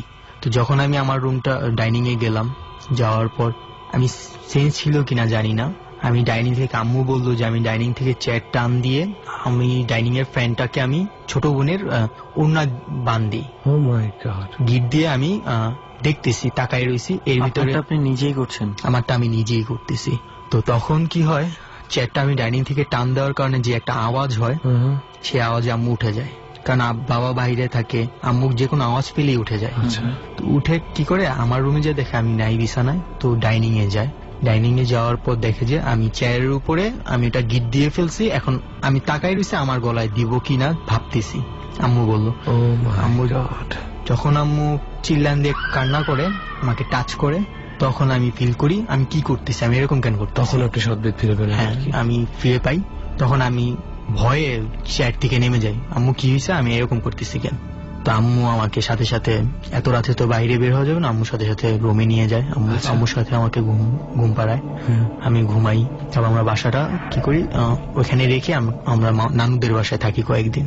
এখন বাসাটা ছেড়ে দিয়ে আমরা নতুন বাসায় শিফট হয়েছি, নানু বাড়ির পাশেই থাকি এখন। তার মানে এই ধরনের ঘটনায় দুইটা বাসা আপনাদের পাল্টাতে হয়েছে? আচ্ছা দোস্ত, তুই কি একটা কানেকশনের কথা চিন্তা করছিস? যেই ঘটনাটা আবির ভাইয়ের সাথে ঘটতে নিচ্ছিল, এমন কি হতে পারে না সেই ঘটনাটা ওই সোয়াদ ছেলেটার সাথে ঘটে গেছে? হ্যাঁ, হতেই পারে। আসলেও কি সে কোন একটা মেয়ের কারণে আত্মহত্যার মতন একটা কাজ করেছিল, নাকি তাকে কেউ ঠিক ওনার মতোই সম্মোহিত হয়ে সে কাজটা করে ফেলেছিল? হয়তো সোয়াদ চেয়ারের শব্দ করেনি বলে কেউ টের পায়নি, হতে পারে এরকম কিছু একটা। বাট আবির ভাই, আপনি যেই ঘটনাগুলো বললেন, সত্যি সত্যি ভয়ের একটা দাগ কেটে গেল ভিতরে, অন্যরকম। আবির ভাইয়ের কি আর কোনো এক্সপিরিয়েন্স আছে যা আমাদের সাথে আপনি শেয়ার করতে চান? না, আমার আর কোনো এক্সপিরিয়েন্স নাই, এখন ভালোই আছি। ওয়েল, আপনার যে এক্সপিরিয়েন্স গুলো আছে, সত্যি আমরা হৃদয় থেকে চাই না আপনার আর কোনো এক্সপিরিয়েন্স হোক। থ্যাংক ইউ যতটুকু এক্সপিরিয়েন্স হয়েছে আমাদের সাথে শেয়ার করার জন্য। আচ্ছা ভাই, থ্যাংক ইউ। ওকে রেহান, চল তাহলে ওনার দিকে যাই, এবার ওনার স্টোরিটা শুনে নিই। হ্যাঁ, আমাদের সাথে আছে সাদ্দাম ভাই, বাট শুধু নামই যথেষ্ট নয়, তাই সাদ্দাম ভাইকে বলবো, ভাই আপনার পরিচয়টা যদি একটু আপনি আমাদের দিতেন। জি, আমি খন্দকার সাদ্দাম হোসেন, আমি রাজবাড়ির বালিয়াকান্দি থেকে আসছি। আচ্ছা, আপনি কি করছেন এখন? আমি স্টুডেন্ট। জি। আর আপনার সাথে যে ঘটনা ঘটেছে সেটা কি মানে আপনার সাথেই ঘটেছে নাকি আপনি কারো কাছ থেকে শুনেছেন? এটা আমার সঙ্গে ঘটেছে। আপনার সাথেই ঘটা ঘটনা, তাহলে তো সেলফ এক্সপেরিয়েন্সড, আর কিছু বলার নেই, সরাসরি আমরা ঘটনায়। ওকে। জি, আমার ঘটনাটা হচ্ছে, এটা 2014 জানুয়ারির লাস্টের দিকে। হঠাৎ করে প্রচন্ড অসুস্থ হয়ে পড়ি। আমি এতটা অসুস্থ ছিলাম যে আমাকে ঢাকাতে ডক্টর দেখানোর জন্য নিয়ে আসে, এবং সেখানে যখন নিয়ে আসে তখন ডক্টররা আমাকে নানা রকম চেক আপ করে, এবং চেক আপ করাতে কোনো কিছু ধরা পড়ে না। ডক্টর আমাকে কিছু ঘুমের ওষুধ দিয়ে দেয়, এবং এগুলা দিয়ে বলছে যে এগুলা মানে ঠিক হয়ে যাবে। যখন আমি বাসায় চলে যাই, রাজবাড়িতে চলে যাই, মানে ঢাকাতে যখন ছিলাম তখন একটু সুস্থ ছিলাম, রাজবাড়িতে যাবার পর আমি আবার অসুস্থ হয়ে পড়ি। তখন তখন এইভাবে কিছুদিন যায়, এরপর যখন আরো অসুস্থ হয়ে পড়ি তখন আমাকে আবার ঢাকাতে নিয়ে আসে এবং আবার ট্রিটমেন্ট করে। কিন্তু তখন আমার যে প্রবলেমগুলা ছিল, এই প্রবলেমগুলা কথা ডাক্তারের শোনার পর তারা মোটামুটি একটা আমাকে মেন্টাল একজন ধরে নেয় এবং লাস্টের দিকে বলে যে ডাক্তার ধরে নেয় যে আপনার মানসিক কোন সমস্যার কারণে আপনি এই ধরনের কথাগুলো বলছেন, আসলে এগুলো আপনার সাথে হয় না। জি না। এবং তখন আমাকে আবার পাঠিয়ে দেয়, আমি রাজবাড়িতে চলে যাই। যাবার পর হঠাৎ আমি আবার প্রচন্ড অসুস্থ হয়ে পড়ি এবং বিছানায় শুয়ে আছি, হঠাৎ প্রচন্ড গা মানে কাঁপতেছে। তখন অনেক রাত হয়ে গেছে। তখন আম্মু বলল যে এখন আর কি করবো, মানে কান্নাকাটি করতেছে। তখন আব্বুকে বলল যে পাশের যে ইমাম সাহেব আছে মসজিদে, ওনাকে ডাকো। তা আব্বু যখন ওনাকে ডেকে নিয়ে আসলো, তা আমার যে এর মাঝে হুজুর যে ডাকার আগে যে আমার কি যে হয়েছে আমি কিছু বলতে পারবো না। যাই হোক, আমার 5 মিনিটের আগের কথা আমি ভুলে যাই, এরকম হয়েছে, মাথায় এরকম একটা সমস্যা হয়েছে। তো এরপর হুজুর আসে, আমার শুধু এতটুকু সেন্স আছে যে কেউ আমাকে ধরে পাশের একটা রুমে নিয়ে আসছে এবং আমাকে হুজুর আসলো। আসার পর শুধু আমার মনে হলো যে কেউ আমার পিছ থেকে আমার মাথাটা ধরছে, তখন আমি একটু লাফায় উঠছি, একটু সেন্সটা আসছে। তো তখন আমাকে হুজুর দোয়া পড়ে মাথায় ফু দিল এবং আব্বুকে ডাকলো। ডাকার পর হুজুর আমাকে বলতেছে যে এর কোনো প্রবলেম নাই, কিছু হবে না, নানা রকম সান্ত্বনা দিচ্ছে। তা আব্বুকে ডাকার পর বললো যে একটু বাইরে আসেন। তা আব্বু বাইরে গেল। যাবার পর আব্বুকে বললো যে ওকে তো ডাক্তার দেখাইছেন, তো ডাক্তার যেহেতু কাজ হয় না, আমার মনে হয় এখন একটু অন্য ট্রিটমেন্ট করা দরকার, ওকে একটু হুজুর দেখেন। ভালো একটা হুজুরের সন্ধান দিল উনি। হুজুরের বাড়িটা ছিল মাগুরায়, নাম নূর ইসলাম। আচ্ছা। তো ওনাকে যখন ডাকা হয়, তো উনি বলল যে আমি একটু ঢাকাতে আসছি। উনি যেহেতু ট্রিটমেন্ট করে, ভালো একজন নাম করা হুজুর, তো বললো যে আমি ঢাকাতে আসছি, আমার আসতে কিছুদিন লেট হবে। এর আগে ওনার সঙ্গে আমার কথা হয়, তখন উনি আসতে চাইছিল, কিন্তু আমি ওনাকে মানে একজন বললো যে পাশে একজন মহিলা আছে, ওনার ঘাড়ে নাকি জিন আসে, সো ওনার ওখানে যে আপাতত দেখে হুজুর আসতে লেট, আমার আর ওই লেটটা মানে হচ্ছে না, এতটাই অস্বস্তি ফিল করি। আব্বু বললো যে ঠিক আছে, পাশের গ্রামে শুনলাম নাকি একটা মহিলা আছে, তা উনি নাকি সবকিছু বলে দিতে পারে। তো আম্মু বললো যে এক হুজুরকে বলা হয়েছে, আবার কেন আর একজনের দেখানো, এটা ঠিক হবে না। তারপর বলে যে জাস্ট ওনার সঙ্গে উনি তো শুধু ট্রিটমেন্ট করবে না, উনি শুধু দেখবে, দেখি আগে কি হয়েছে। তো ওইখানে গেলাম। যাওয়ার পর এমন কথা ছিল যে উনি নাকি মানে বলতো যে আপনি অপরিচিত একজন লোক, উনি না দেখে নাম বলে ভিতরে ঢুকাতো। উনি যাই একটা ঘরের মধ্যে বসতো। তো গেলাম আম্মুর সঙ্গে। যাবার পর আম্মু বলতেছে তুই নামটা বলিস না, দেখি কি করে। আচ্ছা। তো আগে ভিতরে জানি, বাইরে বসে আছি, হঠাৎ করে আমাকে ডাক দিল যে সাদ্দাম আয় ভিতরে আয়। তা আম্মু বলতেছে ও একা যাবে না, আমি আসবো। নাম ধরে ডাক? হ্যাঁ, নাম ধরে ডাকছে। যখন আম্মু গেল, তা বললো যে কি হয়েছে, উনি বললো। তা আম্মু আবার বলতেছে কি হয়েছে এটাই যদি জানতাম তাহলে আপনার কাছে কেন আসলাম, আপনি বলবেন কি হয়েছে। তো তখন উনি বললো যে হাত দে। তা হাত দিলাম। হাত দেবার পর বললো যে ওর তো ব্ল্যাক ম্যাজিক করা। তো তখন আম্মু বলতেছে ইম্পসিবল, এটা বিশ্বাস করি না। তা বলতেছে যে তুই বিশ্বাস করিস? মহিলা আপনার হাত দেখেই বললো আপনার উপরে কালো জাদু কিংবা কুফরি এ ধরনের কিছু করা আছে? জি জি। তা বললো যে এগুলো আমি বিশ্বাস করি না। তো উনি বললো যে আমি যেটা জানি তুই সেটা জানিস না, সো এখানে তর্ক করার কোনো প্রশ্ন আসে না। তো তখন আম্মু দেখলো যে এত ডাক্তার দেখানো হয়েছে, এত কিছু তর্ক করাটাও মনে হয় ঠিক হবে না। আম্মু আবার বললো যে এখন কি করা যায়। তা বললো যে ওর ট্রিটমেন্ট আমি করতে পারবো না, এটা অনেকদিন ধরে করা হয়েছে, এতটাই হয়ে গেছে ওর রক্তের সঙ্গে মিশে গেছে। তো তখন আম্মু বলতেছে যে যেভাবে হোক ট্রিটমেন্টটা আপনাকেই করতে হবে, যেহেতু আপনার কাছে আসছি। তা উনি বললো যে অনেক রিকোয়েস্টের পর উনি বললো যে আচ্ছা যা, আজকে আগরবাতি আর গোলাপ পানি বাসায় ছিটাই রাখিস, আমি রাত্রে তোর বাড়ি দেখতে আসবো। আর বললো যে ওকে একা একা শুতে বলিস। তা সত্যি আমি ভয় পাইছি যে একা একা কি না কি হয়। তা আম্মু আমাকে অনেক সাহস দিয়ে বললো যে আচ্ছা তুই যা, শুয়ে থাক, প্রবলেম হবে না। আর আমি যে জায়গাটা থাকতাম ওইটা আমার আম্মু নামাজ পড়ে, আমি ওই রুমটাই আম্মু আমাকে রাখতো। ওই রুমটাই কোরআন শরীফ, নানা রকম মানে ইসলামিক বইটাই অনেক কিছু আছে। তা আম্মু বললো যে কোনো কিছু হবে না, কোনো প্রবলেম হবে না, যা। তা আমি শুয়ে আছি। তা অজু করে শুয়েছি, গোলাপ পানি সবকিছু ছিটাই দিয়ে উনি বলছিল যে যাবার আগে একটা শব্দ করে আসবো, আর তোরা রাত 12টার পরে ভোর পর্যন্ত কেউ বাইরে বের হবি না। তার মানে ভয়। হন্টেড বাই প্রাণ মিস্টার ম্যাঙ্গো ক্যান্ডি। আপনারা শুনছেন ডর চলাকালীন আমরা বেশ কিছু ছবি ফেসবুকে দিয়ে থাকি। আপনারা চাইলে ফেসবুকে আসতে পারেন। আমাদের ফেসবুকের ঠিকানা www.facebook.com/ABC Radio FM 89.2। ফিরছি ঠিক সেখান থেকে যেখানে আমরা বিরতি নিয়েছিলাম। ডর। হাত দিলাম, হাত দেবার পর বললো যে ওর তো ব্ল্যাক ম্যাজিক করা। তো তখন আম্মু বলতেছে ইম্পসিবল, এটা আমি বিশ্বাস করি না। উনি বললো যে আমি যেটা জানি তুই সেটা জানিস না, সো এখানে তর্ক করার কোনো প্রশ্ন আসে না। তো তখন আম্মু দেখলো যে এত ডাক্তার দেখানো হয়েছে, এত কিছু তর্ক করাটাও মনে হয় ঠিক হবে না। আম্মু আবার বললো যে এখন কি করা যায়। তা বললো যে ওর ট্রিটমেন্ট আমি করতে পারবো না, এটা অনেক দিন ধরে করা হয়েছে, এতটাই হয়ে গেছে ওর রক্তের সঙ্গে মিশে গেছে। তো তখন আম্মু বলতেছে যে যেভাবে হোক ট্রিটমেন্টটা আপনাকেই করতে হবে, যেহেতু আপনার কাছে আসছি। তা উনি বললো যে অনেক রিকোয়েস্টের পর উনি বললো যে আচ্ছা যা, আজকে আগরবাতি আর গোলাপ পানি বাসায় ছিটাই রাখিস, আমি রাত্রে তোর বাড়ি দেখতে আসবো। আর বললো যে ওকে একা একা শুতে বলিস। তা সত্যি আমি ভয় পাইছি যে একা একা কি না কি হয়। তা আম্মু আমাকে অনেক সাহস দিয়ে বললো যে আচ্ছা তুই যা, শুয়ে থাক, প্রবলেম হবে না। আমি যে জায়গাটা থাকতাম ওইটা আমার আম্মু নামাজ পড়ে, আমি ওই রুমটাই আম্মু আমাকে রাখতো, ওই কোরআন শরীফ নানা রকম মানে ইসলামিক বইটাই অনেক কিছু আছে। তা আম্মু বললো যে কোনো কিছু হবে না, কোনো প্রবলেম হবে না, যা। তা আমি শুয়ে আছি, অজু করে শুয়েছি, গোলাপ পানি সবকিছু ছিটাই দিয়ে হঠাৎ করে উনি বলছিল যে যাবার আগে একটা শব্দ করে আসবো, আর তোরা রাত 12টার পরে ভোর পর্যন্ত কেউ বাইরে বের হবি না। তোরা বলতে আমাদের পরিবারে, মানে আমাদের বাড়ির যারা আছে এরা যেন। বুঝতে চাচ্ছিলাম যে সে রেস্ট্রিকশনটা পুরো ফ্যামিলির উপর দিয়েছে কিনা। হ্যাঁ, তা এরপর শুয়ে আছি, হঠাৎ করে 2:30 থেকে 3টা, আমি খুব ক্লান্ত টায়ার্ড ছিলাম, যার কারণে আমি ঘুমিয়ে পড়ছি। শরীর অসুস্থ, প্রচন্ড অসুস্থ। তো আমার ছোট বোন টুম্পা আর আব্বু পাশের রুমে, ছোট বোনের রুমে, আমি একটা সাইডের রুমে থাকি। হঠাৎ করে ছোট বোনের রুমে প্রচন্ড একটা শব্দ হয়েছে। ছোট বোন ভয় পাইছে। কি ধরনের শব্দ? মানে একটা কাঠ যদি কিছুর উপরে লাগানো হয়, মানে একটা বাড়ি দেওয়া হয়, ওই রকম একটা শব্দ হয়েছে। আমি কিছু জানি না, ওই শব্দটাই আমার ঘুম ভাঙছে, আমারও ঘুম ভাঙছে ওই শব্দটাই। আমি আবার ঘুমিয়ে পড়ছি। আব্বু কিন্তু ঘুমায় নেই। ছোট বোন ওই শব্দে প্রচন্ড ভয় পাইছে, ও কাউকে কিছু না বলে আব্বুর রুমে চলে গেছে। আচ্ছা আচ্ছা। মনে করেন যে আমার কোনো প্রবলেম হয় নাই, আমি কিছু দেখিও নাই, কোনো প্রবলেম হয়নি। এরপর উনি বসতো হচ্ছে মঙ্গলবার আর বুধবার। ওনার ঘরে যে জিন আসার কথা শুনছি, মানে ওইটা ওনার ঘরে আসতো মঙ্গলবার আর বুধবার। আচ্ছা। তা আবার এই ঘটনাটা মঙ্গলবারে ঘটলো, আবার নেক্সট বুধবার ওনার কাছে যাই। ওই রাতে আর কিছু ঘটেনি? জি না, ওই রাতে আর কিছু ঘটেনি। বাসার কেউ খুঁজে বের করার চেষ্টা করেননি যে শব্দটা কোথা থেকে হলো? যেহেতু উনি বলছে যে ধরে নিয়েছে যে এটা হবে। পরে ওই মহিলার কাছে যাই, মহিলা বললো যে কিছু টের পাইছিস? গেছিলাম, কিছু টের পাইছিস? তা তখন বললাম যে হ্যাঁ কিছু আসছিলেন যে এটা টের পাইছি। উনি আগেই বলে দিল যে একটা শব্দ করে গেছিলাম। তখন তো আর মানে অবিশ্বাসের কোনো প্রশ্নই আসে না।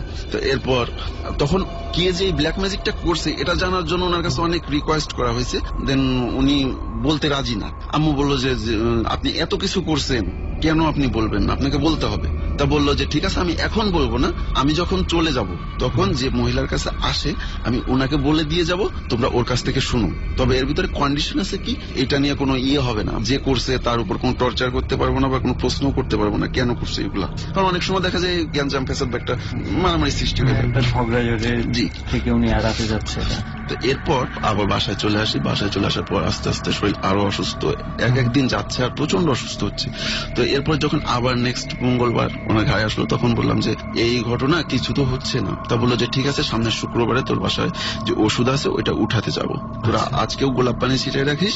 আর শোন, ওর উপর আমি 21টা জিন ছেড়ে দিলাম, এবং এই 21টা জিন অল টাইম ওকে ছায়ার মতো অনুসরণ করবে ট্রিটমেন্ট করার জন্য। জি, প্রোটেকশন করে ট্রিটমেন্ট করার জন্য। তো অনেক সময় হয়তো বা অনেক কিছু দেখতে পারে, এটা নিয়ে ওকে কখনো কোনো ভয় পাইতে নিষেধ করিস। এইভাবে চলে যায়। চলে যাওয়ার পর হঠাৎ আমি একটা শরীর প্রচন্ড অসুস্থ, দুপুরের দিকে শুয়ে আছি, জাস্ট 2 মিনিটের আমার একটা নিদ্রা ভাব আসছে। আম্মু আবার একটা কাজ করতো কি, যে এটার আগে থেকেও নামাজ পড়ে আমার মাথায় অল টাইম ফু দিত। আমি শুয়ে আছি, হঠাৎ 2 মিনিটের মধ্যে ওর মাঝেই আমি স্বপ্নটা দেখলাম। মোট 2 জন লোক, একজন আগে এসে আমার কাছে আসতে যাচ্ছে, তা আম্মু তাকে যেতে নিষেধ করলো। তো পরবর্তীতে আম্মু আসলো আমার কাছে। আম্মু এসে আমার মাথায় হাত বুলাই দিয়ে ফু দিল, এবং এর মাঝেই আমি দেখলাম যে আমি শুয়েছিলাম এক পাশে কাত হয়ে, অন্য পাশে ঘুরে গেছি। এবং আমি কিন্তু স্বপ্নটার মাঝেও দেখছি যে আম্মু আমার মাথাটায় হাত দিয়ে মাথাটা ঘুরাই দিছে। তো যখন ঘুম থেকে উঠলাম তখন ঘড়ির দিকে দেখলাম, তো দেখলাম যে অনলি 2 থেকে 3 মিনিটের ঘুম হবে। তা আমি আম্মুকে বললাম যে আম্মু তুমি তো নামাজ পড়ে আমার মাথায় ফু দিছিলা, ফুটা দেওয়ার পর আমার অনেক ভালো, এখন একটু সুস্থতা লাগতেছে। তা আম্মু বললো যে মানে, তা আমি বললাম যে কেন তুমি দাও নাই? তা বলতেছে না তো, আমি তো দেই নাই। তখন আম্মু মোটামুটি একটু বুঝে গেছে যে সম্ভবত ওই জিনগুলারই কাজ। তা আম্মু বললে মনে হয় জিনগুলো আসছিল, তুই ভয় পাস না। এরকম যাচ্ছে। হঠাৎ একদিন রাতে আমি শুয়ে আছি, আমাদের ঘরটার একটা বিবরণ নেই। ঘরটা হচ্ছে পুরা ওয়াল করা, চারপাশে গ্রিল করা এবং উপরে টিন। আমি যখন ঘুমোতে যাব তখন দেখা গেল যে আমি ঘুমোতে যাওয়া একটু লেট করছি, টিনের উপর দিয়ে মনে হতো যে লাফালাফি করতেছি। আমি ওই দিন রাত্রে বিছানায় শুয়ে আছি, হঠাৎ করে রাতে আমি আমার হাতে এবং পায়ে প্রচন্ড ব্যথা অনুভব করতে লাগলাম। ঘুমের মাঝেই ভাইয়া ব্যথা অনুভব করতে ওই ব্যথাতেই আমার ঘুমটা ভাঙলো। তখন যে এটা দেখি যে আমি বিছানা থেকে মিনিমাম 1 থেকে 1.5 হাত শূন্যে ভাসতেছি এবং আমাকে বিছানা থেকে ফ্লোরে রাখা হচ্ছে। তো তখন ফেলে দেয়া হচ্ছে নাকি জাস্ট আমাকে তুলে রাখা হচ্ছে। তো এইটা দেখে আমি এতটা ভয় পাইছি, মানে কাউকে যে ডাকবো আমার সেই শক্তিটা নেই। টের পাচ্ছেন যে আমি নিজে দেখতেছি, আমি যখন ব্যথায় চোখ খুলছি তখন আমি দেখতেছি আমি শূন্যে ভাসতেছি এবং আস্তে আস্তে আমার মনে হচ্ছে কেউ আমাকে আমার হাত এবং পা ধরে রাখছে, কিন্তু আমি কাউকে দেখতেছি না। এরপর আমাকে ফ্লোরে রাখা হলো, আমি প্রচন্ড ভয় পাইছি এবং আমি সেন্সলেস হয়ে গেছি। এরপর যখন আমার ঘুম ভাঙলো যে আমি ঠিক বিছানাতেই আছি, তো এরপর যখন ওই মহিলার কাছে গেলাম, মহিলার কাছে যাওয়ার পর মহিলা বললো যে ও কি ভয় পাইছে। আম্মু বলতেছে কেন? বলতেছে যে আমরা তো গেছিলাম, ওকে এইভাবে করা হয়েছে।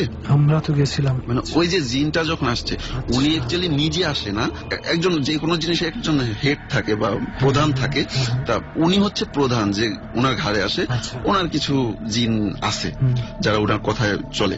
আমি আর আম্মু আমাকে নানা রকম ভাবে সান্ত্বনা দিতে লাগলো, ভয় পাস না, তোর ভালোর জন্যই তো করতেছে। তো এরপর ওই টাইমটায় আমার এমন অবস্থা হয়েছে, আমি জানি যে আমি শিওর মারা যাব এবং নামাজ কালামের প্রতি প্রচন্ড আগ্রহ হয়েছে। একটা উত্তর নামাজ বাদ দিতাম না। তো আমার এক ফ্রেন্ড ছোট ভাই সবুজ, ও বললো যে ভাই মানে অনেক কিছু করছেন, আল্লাহ একটা দিক থেকে মানুষের কথা শুনে হয়তো বা মুক্তি পেতে পারেন আপনি যদি তাহাজ্জুদ নামাজ পড়েন। প্রচন্ড ভয় লাগতেছে। তো আমার এতটাই ভয়, মানে মৃত্যুর ভয়ের থেকে তার কোনো ভয় নেই। তো আমি যে মোবাইলে অ্যালার্ম দিয়ে রাখছি, আমার যন্ত্রণায় আমি ওই দিন মানে আমি সারা রাত ঘুমাতে পারিনি, আমি জেগেই ছিলাম, কাউকে ডাকি নাই, নিজেই উঠে অজু করছি, অজু করে নিজেই নামাজ পড়ছি। নামাজ পড়ার সময় আমার মনে হলো যে আমার আশেপাশে কিছু একটা ঘুরতেছে, মানে চলাফেরা করতেছে। রুমে কিন্তু কোনো বাতাস, আমি ফ্যানও চালাইনি, শার্টের কাপড় একে একে উঠতেছে এবং আমি ভয় চোখ বন্ধ করে আছি। এরপর আমি অনুভূতি আপনার 100% হচ্ছে যে কিছু একটা ঘুরঘুর করছে আপনার। তো অনেক ভয়, অনেকক্ষণ দোয়া পড়ার পর আমি যখন চোখ খুললাম তখন দেখি যে কিচ্ছু নাই, তো শুয়ে আছি। এরপরে একদিন আমি নামাজ পড়তেছি আমার কাজিন তুহিনের সঙ্গে।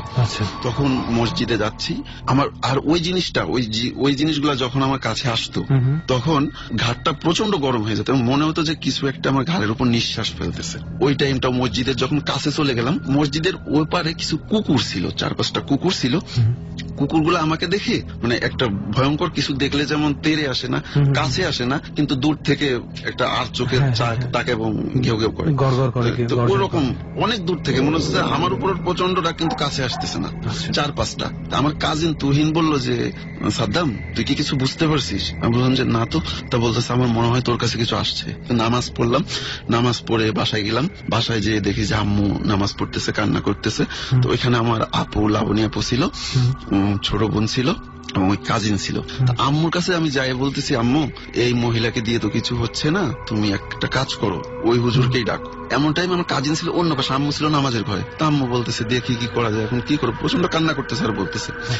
এর মাঝে আমার কাজিন হঠাৎ করে একটা চিৎকার দিছে, চিৎকার দিয়ে আর কোনো কথা বলতেছে না, শুধু বললো যে সাদ্দাম এদিকে। মানে মুহূর্তের মধ্যে কিছু বুঝতে পারলাম না। তা আমি ও যে রুমের পাশে দাঁড়িয়েছিল ওই রুমে আসলাম। ও বললো, আমি এসেও কিছু দেখলাম যে কম্বল ছিল, শীতের দিন তো কম্বল ছিল, কম্বলটা পড়লো, আমি জাস্ট শুধু পড়া দেখছি।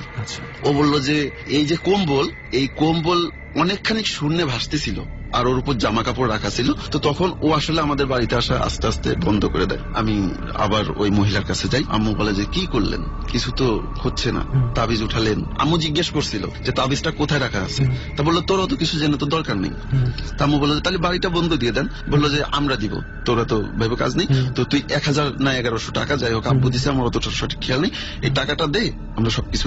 তো ওই টাকাটা দেওয়া হলো। টাকাটা দেওয়ার পর ওই মহিলা আমাকে গোসল করালো, গোসল করে যাই হোক বললো যে আর কোনো প্রবলেম হবে না আশা করি। এবং ওনার ওইগুলাই আমার আর কিছু হচ্ছিল না, কোনো এফেক্ট হচ্ছিল না, কোনো এফেক্ট হচ্ছিল না। তো এইভাবে আস্তে আস্তে এতটাই অবস্থা খারাপ যে রক্ত শূন্যতা দেখা দিলে একটা মানুষের যে রকম হয় ওরকম আমি বিছানা থেকে উঠতে পারি না। তো শুভ নামে একটা ছেলে ছিল, ও বললো যে একটা হুজুরের সন্ধান, মানে যে হুজুরের কথা বলছিল ইমাম সাহেব, শুভটাও জানতো অনেক কিছু, শুভ ছিল, ইমরান ছিল।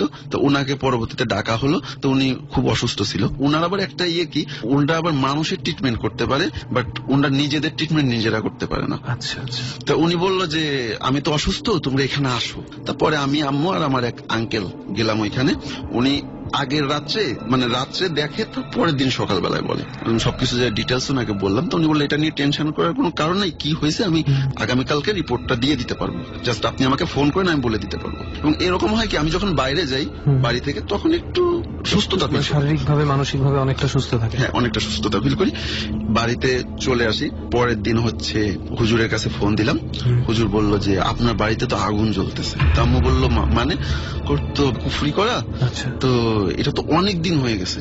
তো যেহেতু দুই জায়গা থেকে মিলে গেছে, এর আগেও আমি আরো একটা হুজুরকে দেখাইছিলাম, উনিও একই কথা বলছিল। তা হুজুর যখন ব্ল্যাক ম্যাজিক করার কথা বললো, তখন আম্মু বললো যে এখন এটা কি করা যায়, আপনি এটা সলভ করেন, আপনি আসেন। তা বললো যে আমি অসুস্থ, আমি এভাবে কিভাবে যাব, আমাকে কিছুদিন টাইম দিতে হবে। আস্তে আস্তে উনিও সুস্থতা ফিল করতে, ওনার একটু লেট হয়ে গেল আসতে। তো এমন একটা পর্যায়ে আমি এতটাই অসুস্থ, চলতেও পারি না, মানে বিছানা থেকে উঠতে পারি না। আব্বুর আগারাই করে, আব্বু আসলে এগুলো বিলিভ করতো না। আমার নিজের মধ্যে একটা বিশ্বাস আসছে যে যেহেতু 3-4 জায়গা থেকে শুনছি, আমার নিজের বিশ্বাসে আসতেছে যে এটা মনে হয় অন্য কিছু করা, যেহেতু এমন একটা পর্যায়ে আমি হুজুরকে ফোন দিলাম, কান্নাকাটি করলাম, আম্মু কান্নাকাটি করলো। কোন একটা পর্যায়ে বললো যে তোমাদের বাসা কত দূর, কোথায়? তা উনি আসলো, রাতে গেলাম, নামাজ পড়তেছিলাম, আব্বু ফোন দিল যে হুজুর আসছে, তুই আয়। আমি আসলাম, আসার পর ওনার একটা আংটি ছিল, ওই আংটিটা উনি কপালে ধরলে অনেক কিছু বলে, এবং আমি যতটুকু শুনছি ওই আংটিটা নাকি জিনের দেওয়া। তারপরে আমার কপালে ধরলে এবং বললো যে 7টা চীনামাটির প্লেট নিয়ে আসেন, এবং ওটাতে উনি তদবির লিখলো। বললো এটা প্রত্যেকদিন সকালবেলা একটা করে পানিতে ভিজিয়ে খাবে, ওই যে তদবিরটা লেখা, ওই কালিটা উঠে যাবে, ওই পানিটা খেয়ে ফেলবে। তখন আমার রুমে ছিল হচ্ছে মামুন ছিল, উজ্জ্বল ছিল, সবুজ ছিল, বাড়িতে অনেক লোকজন ছিল এটার কথা শুনে। তা বললো যে প্রত্যেকটা লাইট অফ করে দেন, আর এই রুমে কেউ আসবেন না। তা আমার ওই ফ্রেন্ড গুলা, যে 4টা ফ্রেন্ড ছিল, ওরা খুব করতেছে, মানে ওরা দেখবে, ওরা বলতেছে সাদ্দাম তো আমাদের একদম কাছের ফ্রেন্ড, ওর কিছু হলে আমরা খুব হয়ে পড়ি। ওদের কথা শুনে হুজুর অনেক ভালো লাগছে। তো হুজুর বললো ঠিক আছে, তাহলে তোমরা পাশের রুমে থাকো, শুধু তোমরা 4 জনই থাকবে, আর কেউ না। নামাজ পড়লো। নামাজ পড়ার পর হঠাৎ টিনের উপর দিয়ে, মানে একটা কয়েন যদি দেওয়া হয়, ফেলে দেওয়া হয়, গড় গড় করতে করতে ওইভাবে কিছু একটা আসলো, এবং আসার পর হুজুর একটা গুমরানি দিয়ে উঠলো। অনেকক্ষণ, তার প্রায় 5 মিনিট পর হুজুর ডাকলো যে সাদ্দাম আসো। তো ভিতরে যায় দেখি হুজুরের হাত পায়ের আঙ্গুলগুলো একদম টাচ ধরে গেছে। তো আমি বললাম হুজুর আমি কি টেনে দিব? তো উনি বলতেছে না, তোমরা কেউ আমাকে টাচ করো না। তখন টাচ করি না, তখন বললো যে তোমার আব্বুকে ডাকো। আব্বু আসলো, বললো যে আপনার বাড়িতে কিছু যদি পাওয়া যায়, তবে এটা উঠাতে কে যাবেন? তা আমার দুলাভাই আর্মির চাকরি করতো, তো সে আসলে এগুলা বিলিভ করে না। তা আব্বু বললো যে ঠিক আছে, আমি আর আরিফ যাবো। তো বললো যে একটা শাবল নিয়ে আসবেন, এবং একদম মানে নোংরা যে ঝুড়িটা আছে, ওই ঝুড়ি নিয়ে আসবেন। তো সেটাই আনা হলো, এবং বললো যে আমার সঙ্গে আসেন, এবং আমরা এই 3 জন ছাড়া কেউ আসবেন না। আয়না এবং আপনার আব্বা আর আপনার দুলাভাই। জি জি জি। হুজুর আমাদের এরিয়াটা দেখলো, বললো আপনার এরিয়াটা কতটুকু। এরিয়াটা দেখানো হলো, এবং এরিয়াটা দেখানোর পর উনি আব্বুকে বললো যে পিছে পিছে, মানে আমার পিছে পিছে আসবেন, আমি যা বলি সেটা করবেন। আমার দুলাভাইকে বললো যে আমাদের একটা টিউবওয়েল আছে, বললো যে টিউবওয়েল থেকে একটু দূরে, যে পাশ দিয়ে আমাদের সচরাচর অল টাইম বের হতে হয়, চলাফেরা করতে হয়, এইখানটায় 1 হাত খুঁড়েন। তা খোঁড়া হলো। তা ওইখানে বললো যে এই ঝুড়ি মাটি ভিতরে রাখিয়ে দিয়ে আসেন, এবং এর কাছে কাউকে যেতে দেবেন না। এভাবে প্রায় আর মানে ওইটার থেকে যতটুকু খোঁড়া হয়েছে, ওর থেকে আর 5 হাত মতো। পর বললো যে এইখানে খুঁড়েন। 1 হাত খোঁড়া হলো, এবং অনেকক্ষণ দেখতে দেখতে আমাদের বাথরুমের সামনে গেল, বললো যে এইখানে 1 হাত মতো খুঁড়েন। বললো যে এই মাটিগুলা রাখা হয়েছে, এখন এখানে এইগুলা দেখবে কে, একদম ক্লোজ লোক ছাড়া কাউকে দেখতে দেবে না। তো সেটাই করা হলো। আমার আম্মু আর আমার ওই যে 4টা ফ্রেন্ড ছিল, ওরা দেখবে। তা দেখতে দেখতে ফার্স্টে হচ্ছে উজ্জ্বল নামে যে আমার ফ্রেন্ডটা ছিল, ও হচ্ছে পেলো হলো একটা শামুক। শামুকটা পলিথিন দিয়ে মোড়ানো ছিল। তো হুজুর বললো যে আমার কাছে দাও, অপরিচিত কোন জিনিস কিচ্ছু ফেলাবা না, যেটা পাবা আমার কাছে, এবং সন্দেহজনক যেটা মনে হয়। তো ওই শামুকটা পাওয়া গেল, হুজুর হাত দিয়ে ধরে বললো যে হ্যাঁ, ওই আংটির উপরে ধরে বললো যে হ্যাঁ এটা। এরপরে যখন আর একটা পেলো হচ্ছে আম্মু, সেটা ছিল একটা তাবিজ, এবং তাবিজটা টেপ দিয়ে মোড়ানো ছিল। তা বললো যে হ্যাঁ এটা। এভাবে করে আর একটা তাবিজ পাওয়া গেল, ওটা 2টা জমুজ তাবিজ। তা বললো যে হ্যাঁ এটা। এরপর হুজুর হাত চালান দিল, মানে হাত চলেও না, তা দিল, বললো যে মানে ওইটার উপরে যায়, এরপরে আর বাইরে যায় না। তা হুজুর পানি পড়া দিয়ে বললো যে এই মাটিগুলো ওই গর্তেগুলো রেখে আসেন, আর প্রবলেম হবে না আশা করি। তো যখন ওই তাবিজটা ভাইয়া খোলা হলো, ওই তাবিজের মধ্যে যে শামুকটা ছিল, শামুকের মধ্যে ছিল একটা পশুর চামড়া, একটা পশুর চামড়ার লোম ছিল, পশুর চামড়া, আর যে জমুজ যে তাবিজ 2টা ছিল, এটার ভিতরে ছিল হচ্ছে আমার শার্টের বা আমার কাপড়ের অনেকখানি সুতা। সুতাটায় 3টা গিরা দেওয়া ছিল। এটা যে আপনার কাপড়, এটা কিভাবে? হ্যাঁ, এটা বুঝলাম হচ্ছে আমার ওই কালারের শার্ট ছিল, ওই সুতাটা দেখে টের পাইছি। তো হুজুর তারপরে বলছিল যে এইগুলা ওদের গায়ের কাপড় দিয়ে করা হয়। তো এরপর হচ্ছে যে যমজ দুটা, একটা থেকে সুতা পেলো আর একটা থেকে পেলো হচ্ছে মানে কিছু গাছের লতা, আর যে একটা তাবিজ ছিল ওইটার ভিতরে পেলে একটা গাছ 3 খণ্ড করে কাটা। তা হুজুর তখন বললো, তখন বাড়িতে অনেক লোক জমা হয়ে গেল, হুজুর বললো যে এটা যেটা করা ছিল, যে এই যে দেখতেছেন 3টা গিরা দেওয়া, এটা হচ্ছে আপনারা 3 জন, আমি, আমার বাবা, আমার আম্মু। আর যে গাছটা 3 খণ্ড করে কাটা, এটাও আপনারা 3 জন। মানে এই গাছটা যদি শুকিয়ে মারা যায় তাহলে আমরাও মারা যাব, এই গাছটা শুকিয়ে গেলে আমরাও শুকিয়ে যাই। এই গাছটা যতদিন তরতাজা সতেজ থাকবে ততদিন আমরাও ওইভাবে থাকবো। তো হুজুর তখন ওইগুলা নিয়ে বললো যে আমি নিয়ে যাবো মাগুরায়, ওইখানে আমি নষ্ট করব। তা আমার আসলে বিলিভ হচ্ছিল না। তখন আমি হুজুরকে বললাম যে হুজুর না, আপনি এখান থেকে যা করার করেন। বললো যে নষ্ট করতে অনেক কিছু লাগে এবং অনেক কিছু লাগে, এগুলো তো আমি এখানে আনি নাই, তুমি আমার কাছে দিয়ে দাও, আমি নষ্ট করে দেবো। তো দিয়ে দিলাম। তো আমি হুজুর বলে যে এটা একটা প্যাকেটে করে দিয়ে দাও। তো প্যাকেটটা আমি বললাম হুজুর প্যাকেটটাকে পুড়িয়ে দিব। তো উনি বললো যে না, খবরদার এই কাজ করো না, ওই যে গাছে যদি একটু আগুনের ছোঁয়া লাগে তাহলে তোমার শরীরে ফোসকা পড়ে যাবে। তো তখন দিয়ে দেওয়া হলো, হুজুর নিয়ে গেল। হুজুরের পর্ব এখানেই শেষ। ওই হুজুর যখন আমাকে ট্রিটমেন্ট করে, তাবিজ নিয়ে গেল, আস্তে আস্তে আমি মানে অসুস্থ থাকি, বাট আগের মতো যন্ত্রণা নাই, অন্যরকম একটা অসুস্থতা বোধ করি, তবে অনেকটাই সুস্থ। সেটাই হচ্ছে বড় কথা, এত কিছু ধকলের পরেও আপনি সুস্থ রয়েছেন এবং সেটাই হচ্ছে অনেক বড় ব্যাপার। যাই হোক, অনেক ধন্যবাদ যে আপনি এত দূর থেকে আমাদের জার্নিতে যোগ দিয়ে এত দূরে এসে আপনার অভিজ্ঞতাটা শেয়ার করেছেন। আমি আমার এখানে আসা যাদের অনুপ্রেরণা না পেলে হয়তো আমি আসতাম, আমি তাদের নামটা একটু বলতে চাই। ইমরান আছে, শুভ, মিরাজ, নীরব, এদের অনুপ্রেরণা আমি এখানে আপনাদের অনুষ্ঠানটা আসতে পারছি। ওকে, ডর চলছে এবং একের পর এক ঘটনা আমরা শুনতে পাচ্ছি এবং এক একটা থেকে এক একটা ঘটনা একদম ভিন্ন রকম এবং একটু অন্য লেভেলের। তো যাই হোক, আর কথা না বলে আরো একজন আছে আমাদের সাথে, তার কাছে চলে যাই। বিল্লাল ভাই, রাইট? জি, ওকে। বিল্লাল ভাই হচ্ছে আমাদের আগে আরো একটা জার্নিতে উনি যোগ দিয়েছিলেন এর আগে, বেশ অনেকদিন আগে, এবং লোমহর্ষক কিছু ঘটনা তার কাছ থেকে আমরা জেনেছিলাম এবং এমন আরো কিছু এক্সপিরিয়েন্স তার বলার মতো হয়েছে যেটা তিনি আবার ডরে শেয়ার করতে চেয়েছেন এবং সেই জন্য আমরা তাকে আরো একবার আরেকটা জার্নিতে ইনভাইট করেছি। সো বিলাল ভাই, কেমন আছেন আপনি? জি, অনেকটা ভালো। ওকে বিলাল ভাই, আমরা শুনলাম যে আপনি তো এর আগে বলে গেছেন আমাদের সাথে একটা জার্নিতে ছিলেন, তো এর পরেও আরো কিছু ঘটনা আপনার ঘটেছে এবং আরো কিছু ঘটনা আপনি জেনেছেন যেগুলো আপনি সবার সাথে শেয়ার করতে চান। তো আমরা সেই ঘটনাগুলো শুরু করি। মানে শুরুতে আমরা কোন ঘটনা শুনবো? শুরুতে আমি আমার চাচার মৃত্যুর পর আবার আমার চাচি একই সিস্টেমে যে মৃত্যুটা হয়েছে। ওকে, আমি একটু এখানে বলে রাখি যে বিল্লাল ভাই যেই ঘটনাটা বলছে অনেক আগে এসে উনি এর ব্যাকগ্রাউন্ডটা আমি একটু শ্রোতাদেরকে দিয়ে দিই, তা না হলে হয়তো একটু কনফিউজ হয়ে যাবে। ওনাদের বাড়িতে 2টো তাল গাছ ছিল, যেই তাল গাছ দুটো কাটতে অনেক নিষেধ ছিল, অনেক স্বপ্ন দেখানো হতো, নিষেধ করা হতো। সেই নিষেধ উপেক্ষা করে ওনার চাচা একটা তাল গাছ কেটে ফেলে, যার পরে নির্মম ভাবে ওনার মৃত্যু হয় এবং এরপরে হচ্ছে আরেকটা তাল গাছ অবশিষ্ট ছিল এবং সেই তাল গাছটাও যখন আবার কাটা হয় এরপরে আরো কিছু ইনসিডেন্ট ঘটেছে। তো সেই ইনসিডেন্ট গুলোই আমরা এখন বিল্লাল ভাইয়ের কাছে আরো একবার শুনবো। জি ভাই, আমি গাজীপুরে থাকি। এক পর্যায়ে আমাদের বাড়িতে আমার চাচির সাথে একটি তাল গাছ, যেটি আমার চাচা পূর্বে কেটে তার মৃত্যুটা হয়েছিল, আমি ডর অনুষ্ঠানে আরেকবার বলছিলেন যে 2টো তাল গাছ ছিল, 2টোর মধ্যে একটা কাটার ফলে আপনার চাচার করুণ মৃত্যু হয়েছে। জি জি, ওই বিষয়টা আমি বলছি। তারপরে একটা তাল গাছ বাকি ছিল, যেটার ভয়ে কেউ কাটেনি। একটা তাল গাছ অবশিষ্ট ছিল। আমার চাচি একটি ঘর করবে, এই জন্যই দ্বিতীয় যে তাল গাছটা ছিল ওইটা মানে কাটার জন্য আপনার পরিকল্পনা করতেছে। তখন উনি তো জানতো যে এই তাল গাছে ঝামেলা আছে, যে ওনার হাজবেন্ড একটা তাল গাছ কেটে মারা গেছে, কিন্তু উনি তাল গাছ কাটতে যাচ্ছেন কেন? কিন্তু ইনি আর্থিক অবস্থা খুব একটা ভালো ছিল না, একটা ঘরের প্রয়োজন, যে কিছু কাঠের প্রয়োজন, টাকা পয়সা ছিল না, বিদায় হয়তো গাছটা কাটার জন্য পদক্ষেপ নিচ্ছে। জি, তখন উনি গাছটা কাটার জন্য লোক ভাড়া করলো, গাছটা কাটলে আমার চাচা প্রথম গাছটা কাটার পর যে পরিস্থিতি হয়েছিল ঠিক সেই রকম পরিস্থিতি হয়েছে। ডর মানে ভয়। শুনছেন ডর, হন্টেড বাই প্রাণ মিস্টার ম্যাঙ্গো ক্যান্ডি। আপনি যদি আমাদের এই ডরে অংশগ্রহণ করতে চান, প্লিজ আমাদেরকে ফোন দিন।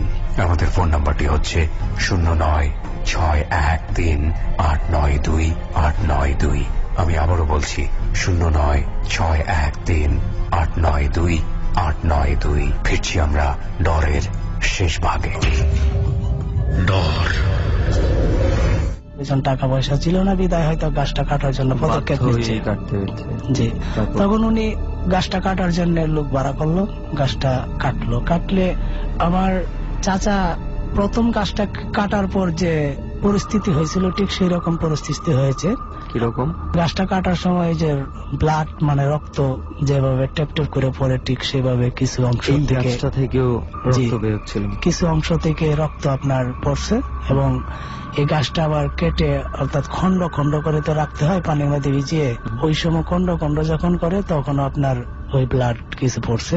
আচ্ছা, পড়ার পরে আমি যতটুকু জানতে পারলাম আমার আম্মুর কাছ থেকে, যে আমার আম্মু আমাকে বলছে ওই তাল গাছটা কাটার পর উনি ঘুমের ঘরে স্বপ্ন দেখতো, হঠাৎ করে চিৎকার দিয়ে উঠতো। যখন চিৎকার দিয়ে উঠতো তখন আমার আম্মা ওই ঘর থেকে বেরিয়ে তার ঘরে যেত, গিয়ে বলতো যে তোর কি হয়েছে।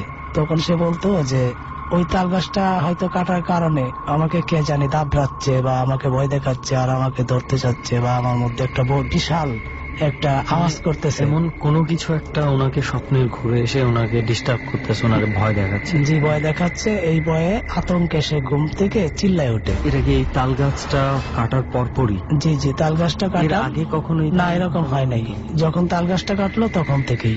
আচ্ছা, তখন ওই তাল গাছটা কাটার পর আমার আম্মু বললো যে দেখ তোর স্বামী ওই তাল গাছটা কেটে তার পরিস্থিতিটা কিরকম হয়েছে আমরা এতটুকু ধারণা করতেছি, বাস প্লাস আমার হাজবেন্ডকে স্বপ্নেও দেখাইছে অনেক, প্লাস আমার ছেলেকে বাস্তবে অনেক সময় একটা লোকে বললো এই কথাগুলা তোকে বলার পরেও তুই ওই তাল গাছটা কাটলে এটা তোর উচিত হয় নাই, দেখ আল্লাহ এখন কি করে। এর উপর ভিত্তি করে আমার আম্মু তাকে সান্ত্বনা দিয়ে তার রুমে চলে যায়। এটা কি প্রতি রাতেই ঘটতে থাকে? যে প্রতি রাতেই তাল গাছটা কাটার 1 সপ্তাহের মধ্যে 7 দিনই তার মধ্যে এরকম পরিস্থিতি হচ্ছে এবং সে চিৎকার করে হচ্ছে আর সে একটা অসুস্থর দিকে মানে পতিত হচ্ছে। আচ্ছা, তো অসুস্থর দিকে যখন পতিত হচ্ছে তখন আমার কাছে ফোন করে ডাকায় যে তোমার চাচি তো অনেক অসুস্থ, যেহেতু আমাদের ফ্যামিলিতে মানে বোঝার মতো কেউ নেই, হয়তো আমার কাছে সবকিছু বুঝে। তখন আমি বললাম ঠিক আছে, যেহেতু অসুস্থ তাকে তারাইল হসপিটাল আছে এখানে নিয়ে যান। তখন তারাইল হসপিটালে নিয়ে গেল, নেওয়ার মানে হসপিটালে নেওয়ার মনে হয় যে আপনার কয়েক ঘন্টার মধ্যেই তার অসুস্থের যে ব্যাগ ওইটা আরো বেড়ে গেল। আচ্ছা, মানে পরিস্থিতি আরো খারাপ হয়ে গেল। তখন ডাক্তার বলল যে আমাদের এখানে চিকিৎসা করা আমাদের কোনো সাধ্য নেই, আপনারা কিশোরগঞ্জ যে সদর হসপিটাল ওইটাতে নিয়ে যান। তখন আমার কাছে আবার পুনরায় ফোন করলো যে কিশোরগঞ্জ নেওয়ার জন্য তারা বলতেছে, ঠিক আছে কিশোরগঞ্জে নিয়ে যাও, যেহেতু আমি ছুটি নিতে পারতেছি না।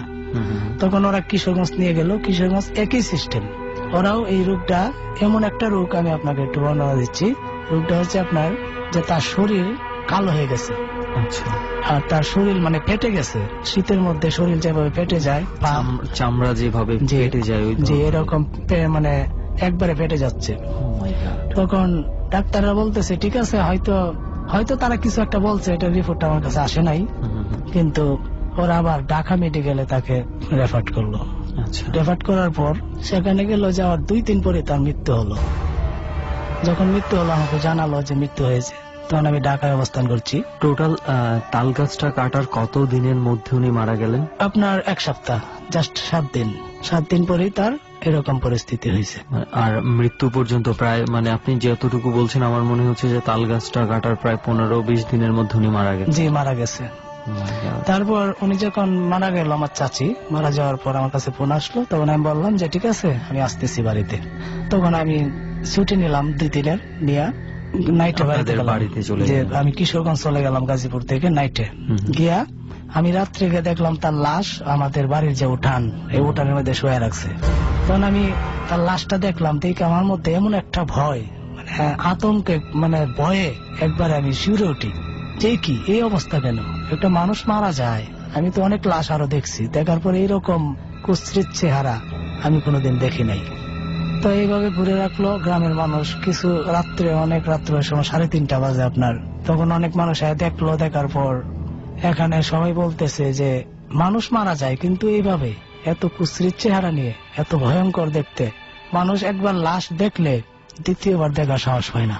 আচ্ছা, মানে যেই বর্ণনাটা আমরা শুনলাম যে যেইভাবে ফেটে গেছে, ফেটে গেছে এবং তার চেহারা, তার নাক দিয়ে, মুখ দিয়ে, চোখ দিয়ে ব্লাডিং হচ্ছে, আচ্ছা, আপনি যেটা বলছিলেন যে সেই তাল গাছ কাটার পরও কিন্তু ওখান থেকে ব্লাড বের হচ্ছে, যে ব্লাড বার হচ্ছিল, এটা আমাদের গ্রামের অনেকেই দেখছে যখন গাছটা কাটে। ওটা আমার চাচার মধ্যে ছিল, চাচা যখন গাছটা কাটছিল তখন হয়েছিল। দুইটা গাছ কাটার ক্ষেত্রে এটা দেখা যে এটা দেখা গেছে, এবং হয়তো আমার চাচিকে বলতে পারে যে তুমি এই তাল গাছটা কেটো না, হয়তো তিনি আমাদেরকে বলে নাই, কিন্তু যখন তিনি ওই যে বললাম যে রাত্রে স্বপ্নে দেখে চিৎকার করে উঠে, তখন এটা একটা বর্ণনা দিত যে তাল গাছ কাটার কারণেই কে জানি আমাকে দাবড়াচ্ছে বা আমাকে আতঙ্ক সৃষ্টি করছে বা আমাকে ভয় দেখাচ্ছে যে তোকে যা কিছু একটা করব। এই ধরনের একটা বর্ণনা আমার আম্মার কাছে কিছুটা বলছিল, এটা আমার আম্মু আমাকে বলছে। এরপর আপনার যখন সবাই এসে আর দ্বিতীয়বার দেখতে পাচ্ছিল না লাশটা, মানে এত বিভৎস হয়ে গেছিল। জি জি, বিভৎস হয়ে গেছিল। এবং এখানে অনেক মানুষ দিনে আসলো, আইসা লাশ দেখে কেউ চিৎকার করে পড়ে যায়। ভাই কি বলবো আপনাকে, যদি আপনি নিজের চোখে দেখতেন তাহলে আপনি বুঝতেন যে কত করুণ মৃত্যুটা তার হয়েছে। অবশ্যই এটা ওই তাল গাছ কাটার কারণে হয়েছে, এটা আমরা ধারণা করছি। এরপর যখন গ্রামের মানুষ আসলো সকালে, আইসা দেখলো, দেখার পর অনেক মানুষ আপনার ওই যে আতঙ্কে দৌড়ায় চলে যায় থেকে লাশ দেখার পর। তখন আমরা তাড়াতাড়ি করলাম কি ওটা কবরস্থানে নেওয়ার জন্য পদক্ষেপ নিলাম, এবং কবরস্থানে নিয়ে এখানে তাকে দাফন করলাম। আচ্ছা, আর দাফন করার পর আমি বলতেছি যে এটাই শেষ নয়, এটাই শেষ নয়। তাদের রেখে যাওয়া 8টি শিশু সন্তান, এর মধ্যে 6টা মেয়ে 2টা ছেলে। আচ্ছা, ওই যে তাল গাছের যে কাঠ, এই কাঠ দিয়ে কিন্তু এদের ঘর বানানো, অর্থাৎ একজন দান হিসাবে ঘরটা বেঁধে দিয়েছিল এই কাঠগুলা দিয়ে। আচ্ছা আচ্ছা, যেহেতু আর্থিক অবস্থা দুর্বল, সমস্ত কিছু বিচার করে জাস্ট ওই তাল গাছের কাঠ দিয়ে এই ঘরটা বানায় দিছিল। বানায় দেওয়ার পর ওই সন্তানগুলো আপনার এই ঘরে থাকতে পারে না। কে জানি এটার মধ্যে আপনার ইট পাটকেল মারে, বা কে জানি ভয় দেখায় যে করে থাকিস না, থাকলে তোদের অনেক সমস্যা হবে। কি রকম এটা? কি মানে ওনারা কোনো শব্দ পায় নাকি স্বপ্নে দেখে? স্বপ্নে দেখে, প্লাস আপনার গভীর রাত্রে বাস্তবে একটা আওয়াজ আসে। তখন ওরা ছোট মানুষ তো, শিশু মানুষ, ওনারা ভয়ে আতঙ্কে, তাদের সাথে একটা খালা থাকে, তাদের খালা, ওই খালা ছাড়া তো তাদের কেউ নেই। আর আম্মু আছে আমাদের সংসার নিয়ে, কারণ আমাদের নিয়ন্ত্রণ করতে হবে, কিন্তু এই ছেলেদেরকে মেয়েদেরকে কখন নিয়ন্ত্রণ করবে? এই ধরনের পরিস্থিতি আমাদের মধ্যে নেই, যেহেতু আমরা গরিব মানুষ। তাই তাদের একটা খালা ছিল, এই খালাটাই না তাদেরকে নিয়ন্ত্রণ করার জন্য সুযোগ দেওয়া হইল যে এখানে তাদেরকে নিয়ন্ত্রণ করুক। কিন্তু এই তাল গাছের যে কাঠ, এই কাঠ দিয়ে ঘর বাঁধার কারণে এই ঘরে তারা টিকতে পারতেছে না, তাদের মধ্যে একটা আতঙ্ক সৃষ্টি হচ্ছে। আচ্ছা, সেই আতঙ্ক থেকে বাঁচার জন্য তখন ওই সন্তানরা বললো যে এই ঘরে আমরা থাকবো না, আমরা অন্য কোথাও আমাদেরকে সরিয়ে দেব। তখন ওর খালা বললো কি ঠিক আছে, আমাদের যে বাড়ি, আমাদের বাড়ি থেকে, আমাদের গ্রাম থেকে, এদের গ্রাম প্রায় 5 কিলো হবে, যে আমাদের বাড়িতে চলে আসো। তখন এদেরকে নিয়ে ওরা ওই জায়গায় চলে গেল। দ্যাট মিন্স ওদের নানা বাড়ি? জি, নানা বাড়িতে চলে গেল। এখনো কি ওনারা ওখানেই আছেন? ওরা ওখানে, মানে ওরা এখানে এখনো অবস্থান করছে। আচ্ছা, আর অবস্থান করছে, এরা যে কতটুকু কষ্টে আছে, এই কষ্টের মূল কারণ কি বা এর কারণ কতটুকু আমরা ধারণা করছি যে এখানে কি তাল গাছ কাটার কারণেই তাদের উপরে এরকম পরিস্থিতি হচ্ছে কিনা, এই বিষয়টা আমার মধ্যে অনেকটা কাজ করে। আর এদের মধ্যে একটা মেয়ে পঙ্গু, প্রতিবন্ধী। ওকে, মানে পুরো ফ্যামিলিটাই আর্থিক ভাবে খুবই দুর্বল অবস্থা, খুবই দুর্বল বলতে, তার উপর এমন 2টা বড় ধরনের অ্যাক্সিডেন্ট হয়ে গেছে। যে অ্যাক্সিডেন্ট হয়ে গেছে, এমনকি যেটা আপনারা ধারণা করছেন যে এই তাল গাছগুলাই হচ্ছে এর পেছনে দায়ী, এর মূল কারণ, এটা আমরা ধারণা করছি। এখন বর্তমানে যে ওই ঘরটা থেকে এখন কেউ থাকে না, এই ঘরটা একবারে বন্ধ, আর ঘরের মধ্যে বয়ে কেউ যায় না, তালা দিয়ে পড়ে আছে, এইভাবে ভেঙে পড়তেছে।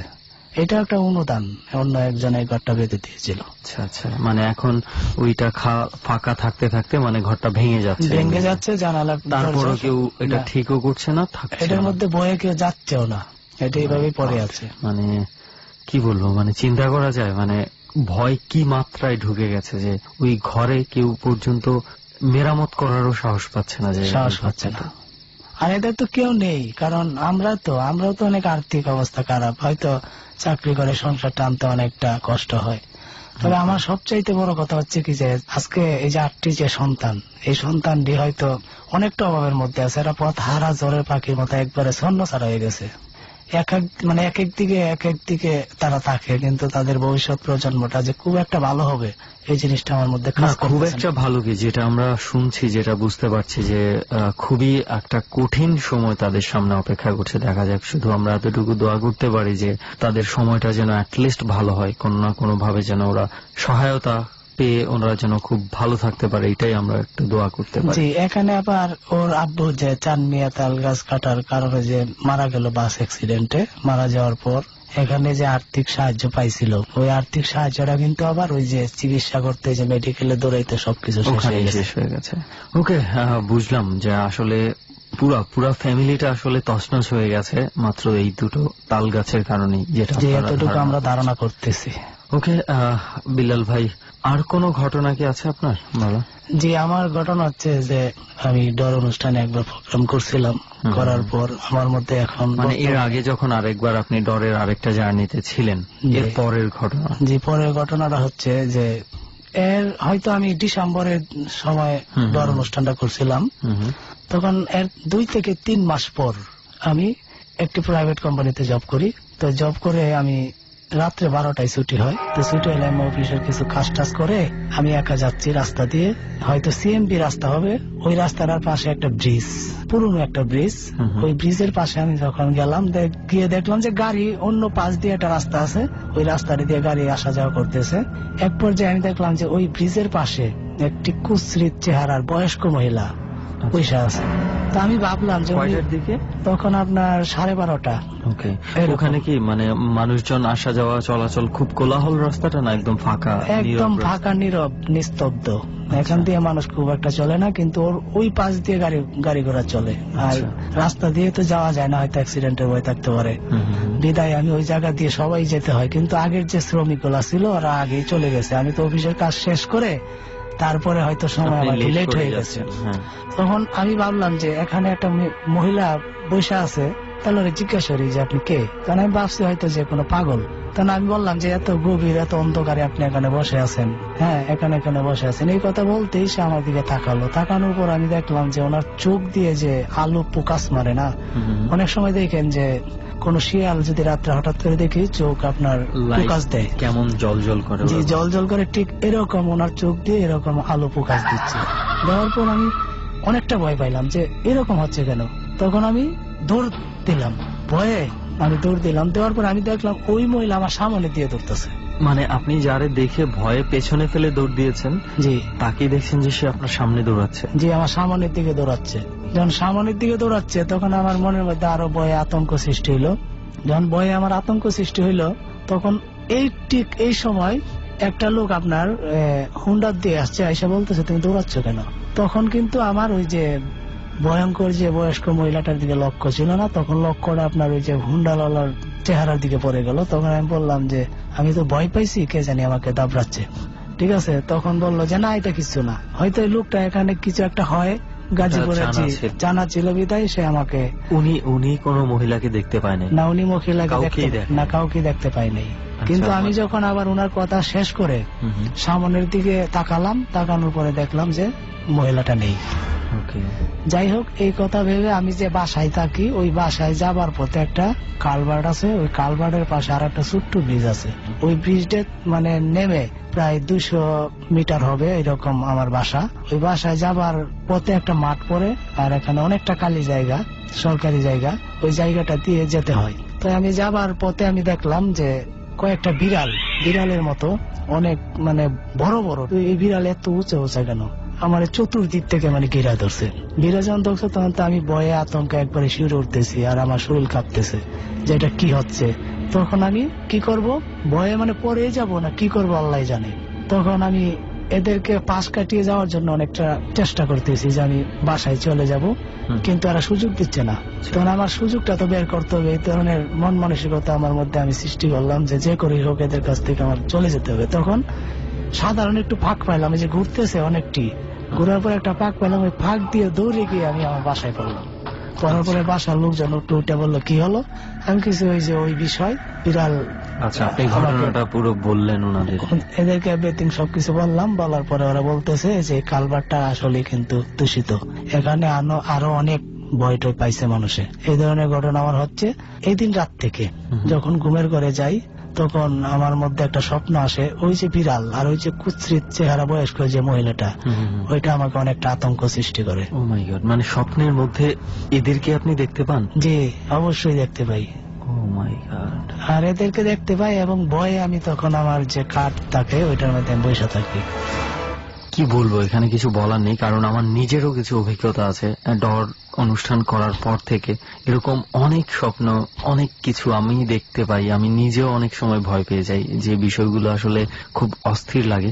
কিন্তু যেহেতু আপনি এই জিনিসটা ডর থেকে যাওয়ার বেশ কিছুদিন পর, একটা ইনসিডেন্টের পরে আপনি দেখা শুরু করেন, আমি জানি না যে কোনো কিছু, এটা কি আপনার মানসিক কোনো ভয় থেকে এটা হচ্ছে কিনা, নাকি কোনো কিছু আসলেই আপনাকে ফলো করছে বা ভয় দেখানোর চেষ্টা করছে।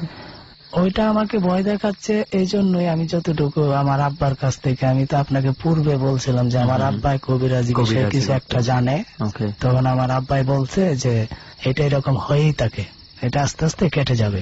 তো কেটে কখন যাবে, কারণ আমি ওই ঘুমের ঘরে হঠাৎ করে স্বপ্নে দেখি যে এই ধরনের পরিস্থিতি আমার মধ্যে কাজ করতেছে বা আমি ভয় পাচ্ছি। তো বিল্লাল ভাই, শুনলাম যে আপনি এখনো কিছু কিছু ঘটনার মধ্য দিয়ে যাচ্ছেন, এবং যেটা আপনার বাবা বলেছিল আপনাকে যে কিছু ঘটনা হয়তো সময়ের ব্যবধানে আস্তে আস্তে কেটে যাবে, সেই ভালো সময়টা পর্যন্ত হয়তো আপনাকে অপেক্ষা করতে হবে এবং একটু নিজের সেফটিটা ওইভাবে সাবধান হয়ে চলতে হবে। তো অনেক ধন্যবাদ বিল্লাল ভাই। আর একটা বিষয় হচ্ছে আপনার ওই যে আমার যে চাচা মঞ্জু, ওর নামে ওরকে যে জিনে ধরতো এবং বলতো যে 40 জন এতিম কামানির জন্য, আমরা কিন্তু 40 জন এতিম কন্টিনিউ আপনার প্রতি বছর একটা দিনে খাওয়াচ্ছি। যেটা আপনারা এর আগেও আপনি বলেছিলেন যে আপনি ওই বিপদ থেকে দূরে থাকার জন্য আপনারা 40 জন এতিম বাচ্চাকে খাওয়াচ্ছেন। যে এর কিছুদিন আগে, যে রমজানের আগে আমরা খাওয়াইছি। ওকে। তো নিজেরাও অনেকটা আর্থিক অসচ্ছলতার মধ্যে থাকার পরেও এই বিপদ থেকে দূরে থাকার জন্য ওনারা এই কাজটা এখনো করে যাচ্ছে। তো অনেক ধন্যবাদ বিল্লাল ভাই, আরো একবার আমাদের এই জার্নিতে এসে আপনার অভিজ্ঞতাগুলো শেয়ার করার জন্য। জি, আপনাকেও ধন্যবাদ।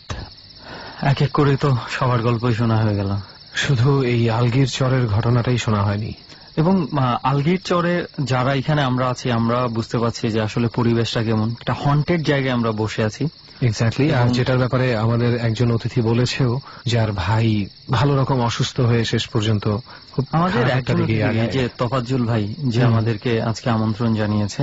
তো তোফাজ্জল ভাই, আপনি তো বলেছেন যে আপনার ভাই যেভাবে মানে দুর্ঘটনাটার কথা আপনি বললেন, তবে আমাদের মনে হয় এটার মধ্যে চাইলে কিন্তু রিয়ান আমরা একটা লজিক খুঁজতে পারি। রাইট, লজিক খুঁজতে পারি কি? আমার মনে হয় অলরেডি আমাদের যথেষ্ট পরিমাণ লজিক্যাল শ্রোতা বন্ধুরা ধরেও নিয়েছে যে হয়তোবা লোকটা ফুড পয়জনিং এর কবলে পড়েছিল, হয়তোবা এরকম অনেকেই ভাবতে পারে। বাট সেই ধারণাটা কিছুটা হলেও ভেঙে দেবে যদি আপনি এই এলাকায় এসে কিছু মানুষের সাথে কথা বলেন। আমি আর সুমন যখন কিছুটা এই জায়গাটা নিয়ে ইনভেস্টিগেট করি, কিছুটা জানার চেষ্টা করি, তখন খুব যে বেশি ডিরেক্ট ইনফরমেশন আমরা পেয়েছি তা না, বাট ভয়টা সবার মধ্যেই পেয়েছি। এবং আমরা যতটুকু বুঝেছি যে এই জায়গাটা হচ্ছে ভয়টা সবার মাঝে, অধিকাংশের মাঝে ভয়টা হচ্ছে আরেকজনের কাছ থেকে শুনে ভয়। রাইট। তবে কিছু কিছু ঘটনা আমরা শুনেছি যেগুলো আসলেই কেউ কেউ বলেছে যে এইখানে তারা দেখেছে কিংবা ঘটেছে বলেই তারা বিশ্বাস করে। এক্স্যাক্টলি। আর আমরা সত্যি কথা বলতে মোটামুটি একটা অন্যরকম ইনফরমেশন পেয়েছি একমাত্র এক মহিলার কাছে, মোটামুটি বুড়ি একজন মহিলা, ওনার এজ হবে 51 থেকে 55 এর মধ্যে। তো সেই বুড়ি মহিলা, উনি যেই কাজটা করেন, আমরা ঢাকা শহরে যারা থাকি তারা আমরা বলি ছোটা বুয়া, ওই ধরনের কাজ করেন, বিভিন্ন বাসায় যান এবং তার বাসায় আসতে আসতে প্রায় 8টা, 8:30, 9টা বাজে।